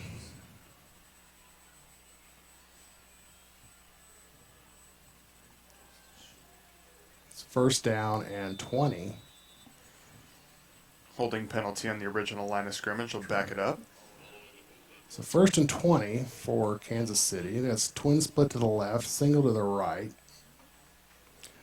Green back, throws to the left, complete.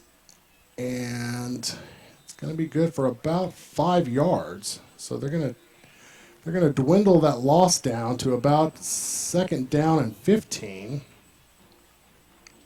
2 minutes, 20 seconds left to go in the game.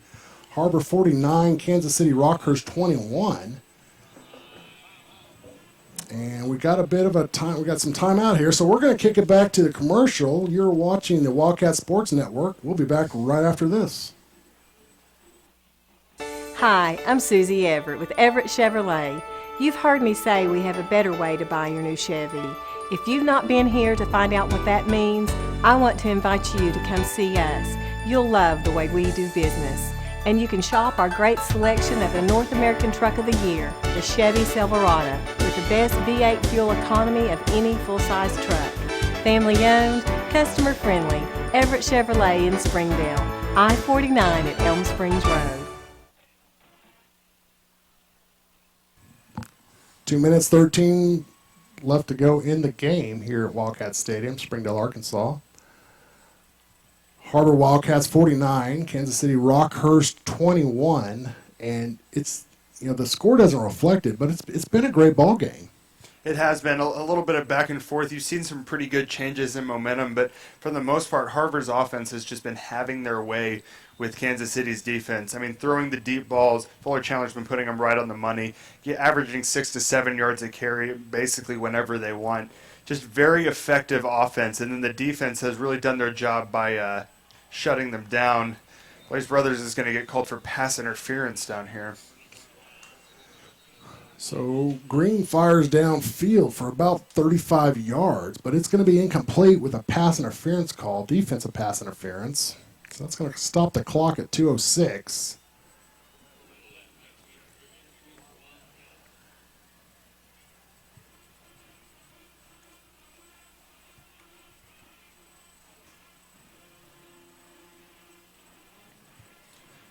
Not really a bad play. I mean, they catch the ball, they're downfield 25 yards farther than they are now, or they take a penalty, and they're only up 10 yards. Really, as a corner, you have to decide whether or not you're in a good place to make a play on the ball. If you're not, I mean... You're saving touchdowns. You're saving touchdowns. So Green roll, drops back, looks left. He's going to scramble the right, wide open field. He's going to meet half the defense, and he's going to scramble out of bounds, and he's going to be tackled out of bounds about the 30-yard line. And they're going to put him about the 32-yard line. So with a minute 43 left in the game, Har-Ber Wildcats 49, Kansas City Rockhurst 21. We're going to have a 1st and 10 on the 32-yard line. Clock continues to run now, done under a minute and 34 seconds. Wildcats up 49-21. Just fantastic showing for these guys. Offense very fluent, very good at their execution. Defense really getting the stops when they needed them, I think, was the key. Bending but not breaking. Only, for the most part, allowing 14 points. Ball's on the ground back here. Defense is going to fall on top of them. It's a quick pitch to the hash mark, so that's going to put the ball... It's going to be second down and about 25, 20. It's like about 20 yards. Yeah, like I was saying, like the way the defense has been playing today is a very bend but not break style. They've given some, they gave up a couple points, but if you want to talk about the actual contentious part of the game, the defense really only gave up 14 points while the offense was seemingly scoring at will, and that's really positive for these guys. If you can kind of work that chemistry between your defense and offense, you're going to win a lot of football games. You can really bend just a little bit, but then stop the opposing offense from scoring when it really matters. That's what gives you that breakaway, and ultimately what led Har-Ber to go up by 35 points to get that mercy rule for a little bit. So Har-Ber 49, Kansas City Rockhurst 21, 1:07 on the clock. It's second down and 22. Ball's going to be right on the 44-yard line.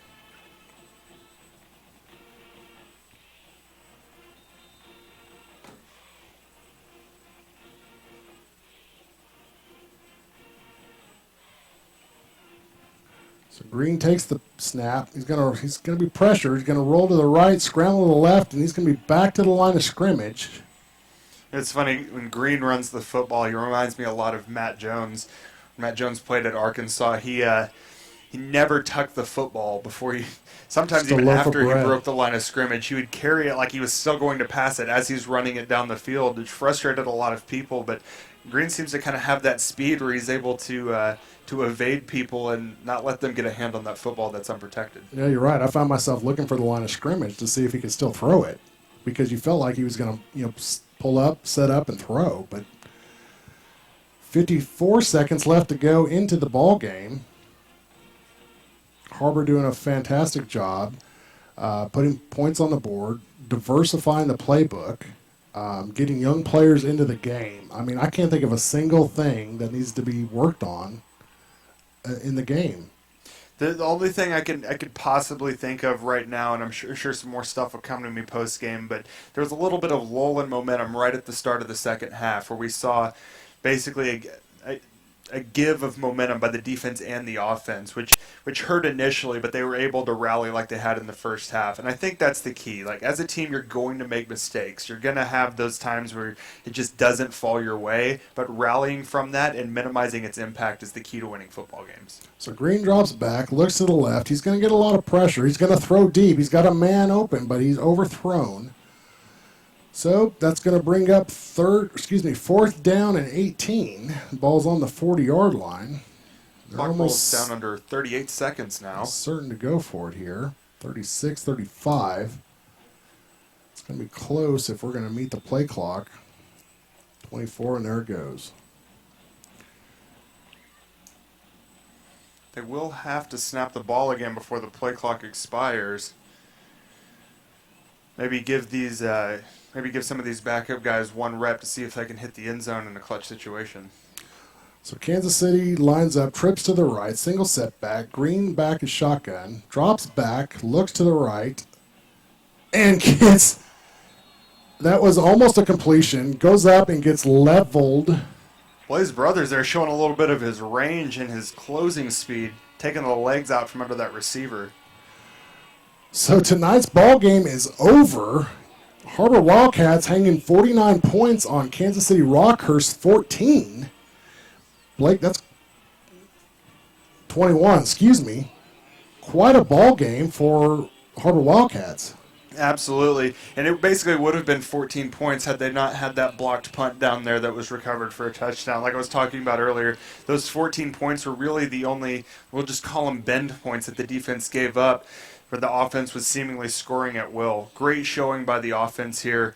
Also a lot of respect to these Kansas City guys. So 7 points, cost Har-Ber 7 points, but, great experience for young players to get out there.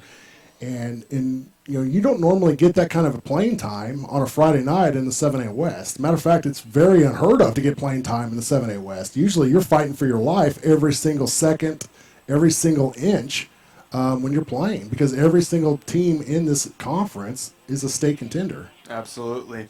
We're going to go ahead and break to a commercial here, and when we come back, we'll have Coach Scott again to give us some post-game analysis, and we'll talk through what exactly happened this game, what the strengths were, what some of the weaknesses were that we need to improve, and then we'll look forward to Conway next week. But we'll be back right after this.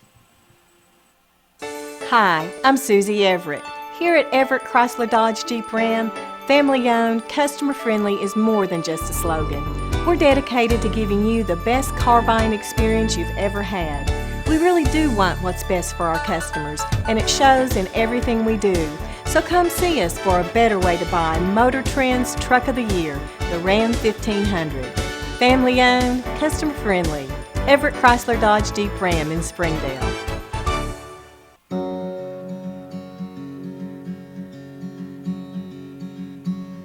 Hometown. That word still means something here. It means we're neighbors. We do the right thing. We care about your family. And you deserve the very best every time you walk in the front door. Harps. Hometown fresh. Welcome home to Lindsay Living. From value-packed basic apartments with appliances and washers and dryers to resort-style apartment living on golf courses with fabulous amenities. You'll love where you live and play. Visit lindsaymanagement.com to apply online and see photos, rates, and floor plans for all locations we manage throughout Arkansas and in surrounding states. Do you need new tires? Do you want a price match guarantee?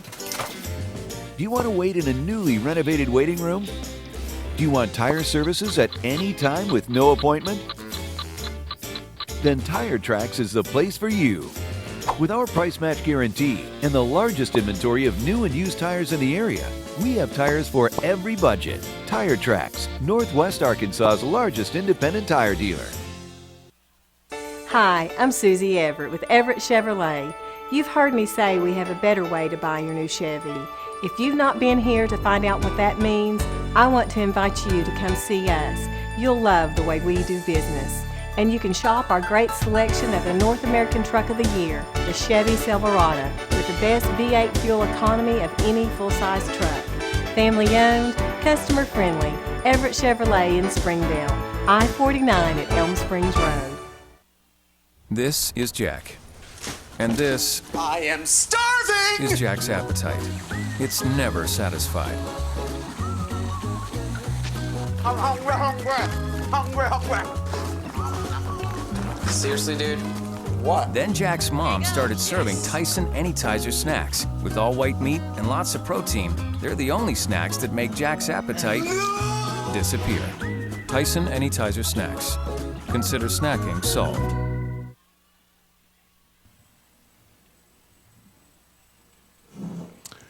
Welcome back to the Har-Ber Wildcats Stadium. With us is Coach Patrick Scott. Coach, give us your thoughts post-game here on victory over Kansas City Rockhurst, 49-21. Yeah, this is a victory that you can certainly build on going throughout the season or going into next week.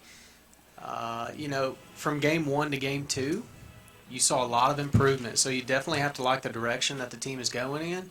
Offense looked great tonight, really unstoppable offensively. The only time I believe that they were really stopped is when they stopped themselves. Turnovers, and you saw that coming out in the second half. Turned the ball over quick and allowed Rockhurst to score, but that was about it. And defensively, we talked about it at halftime, how they had to finish, and I thought they did an excellent job of finishing the game tonight. And really, each phase of the game looked pretty sharp tonight. There are some things they need to clean up, turnovers being one of them, and continuing to find some versatility in their offense. Coach Wood took some shots deep tonight and was successful. But as we progress through the season, we're going to need to find those intermediate and shorter routes that we can rely on to complement our run game. Yeah, we talked about a little bit at halftime, too, the balance between choosing rushing plays and passing plays. And looking back over the stats, in the first half we had 20 rushes and 8 passes. And then in the second half we had 19 rushes and 6 passes. So basically the same kind of balance there. We didn't change our game plan. We stuck with it going into halftime, knowing that it was working. Moving forward, do you think we do that against Conway as well? Well, I think Coach Wood is trying to establish not only the run game, but I really believe he's trying to establish a mindset in this football team that we have to be able to run the football.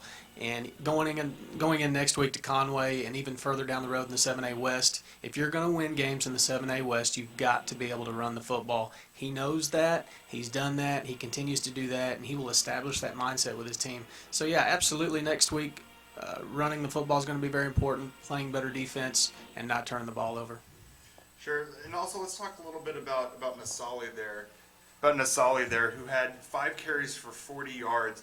He was used extensively in one of those drives where they gave him handoff after handoff, and you saw him breaking tackle after tackle. How good is that for Luke Hannon to be able to have a guy that can come in and still be effective running the ball when he needs a break? Absolutely. As tough of a runner as Luke Hannon is and as physical as he can be, he is almost lightning to Nasali's thunder. Nasali brings a punch when he runs the football, a little bit like his younger brother on defense, but it's just a different mentality when he's running the football, and I would not want to tackle him. ever.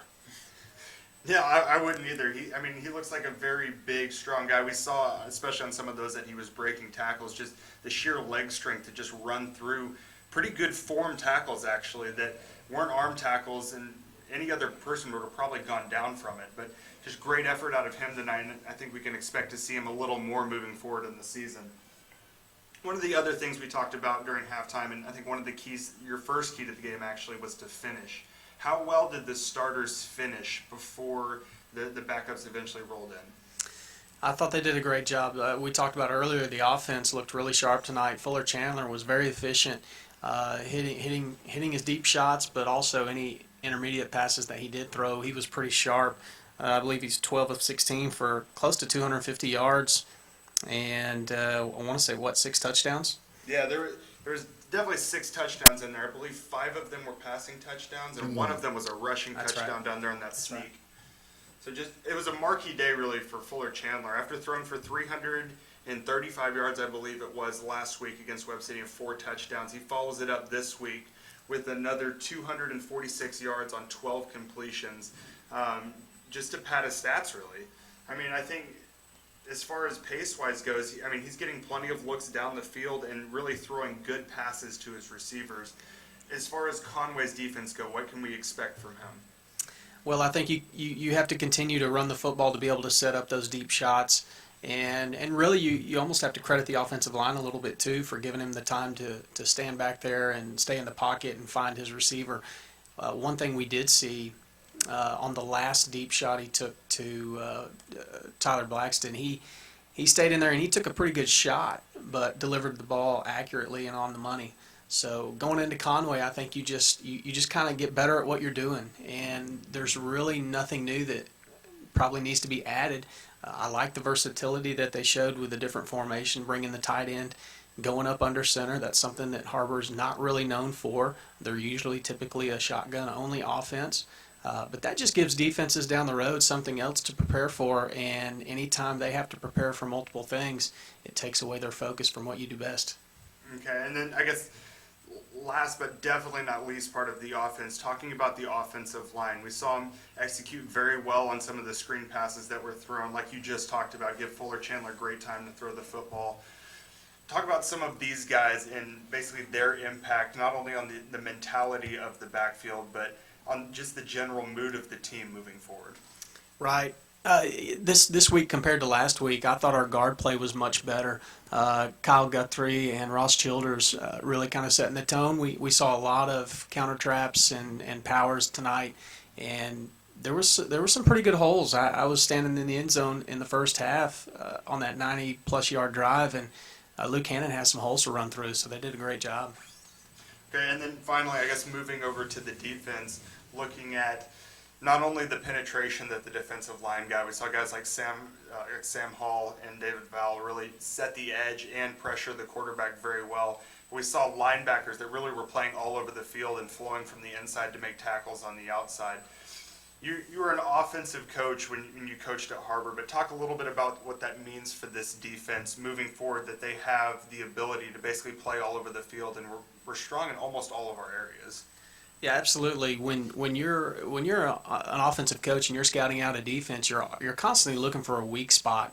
And as this defense continues to get better, those weak spots go away, and it makes it hard for offensive coaches to come up with a game plan to attack your defense. You know, next week when hopefully Austin Henderson is back next week or sometime soon, that makes them even tougher. So I really like the play from the outside linebackers tonight. I thought Noah Hayward did a great job, and Nasili did a great job as well. And, of course, they're anchored in the middle by Robertson. All right, good stuff. I think we've given a pretty good recap of both the offense and the defense and their contributions to tonight. Next week, Har-Ber will play at Webb City, which will, other than their scrimmage, at Conway, my bad, slip of the tongue there. They'll play at Conway, which is their first away game since their scrimmage at Tulsa. So a little bit different environment. What's going to be the preparation like this week going into their first regular season away game?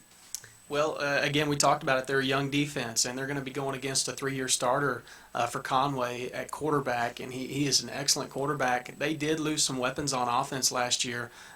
They had a lot of seniors, but the quarterback was not one of them. He's an excellent quarterback, can really throw the ball. They're going to be going into a nice stadium, a football town in Conway, and they love their high school football there. So it'll be a great test on the road early, hopefully getting us ready for some 7A West Conference play. Absolutely. Coach, do you have any closing thoughts before we wrap this up? No, I thought, again, this was a great win for Har-Ber. From week 1 to week 2, you like the progression that you saw. Rockhurst is no chump. They are a good football team. They will win a lot of games. If they were in the 7A West, they would win more than they lose, I promise you. So you really like the direction that Har-Ber's going. You want to see them continue to build each week and get a little better in each phase of the game. And just, you know, the old adage of running the football and playing defense. We got to get better at those things, not turning the ball over, and this team's going to be just fine. Yeah, I think we will be just fine. We're going to go back over to you, Donald, and wrap us up. Yep, I appreciate your time, Coach. Again, tonight, Har-Ber Wildcats 49, Kansas City Rockhurst 21. Second game of the season. Looking forward to next week down in Conway, as Coach and Blake talked about. That's going to wrap it up for us here at Wildcat Stadium. For Superintendent Dr. Jim Rollins and Athletic Director Wayne Stellick, I'm Donald Tucker, and for Blake Tucker, we'll see you next week here on the Wildcat Sports Network. Have a great weekend.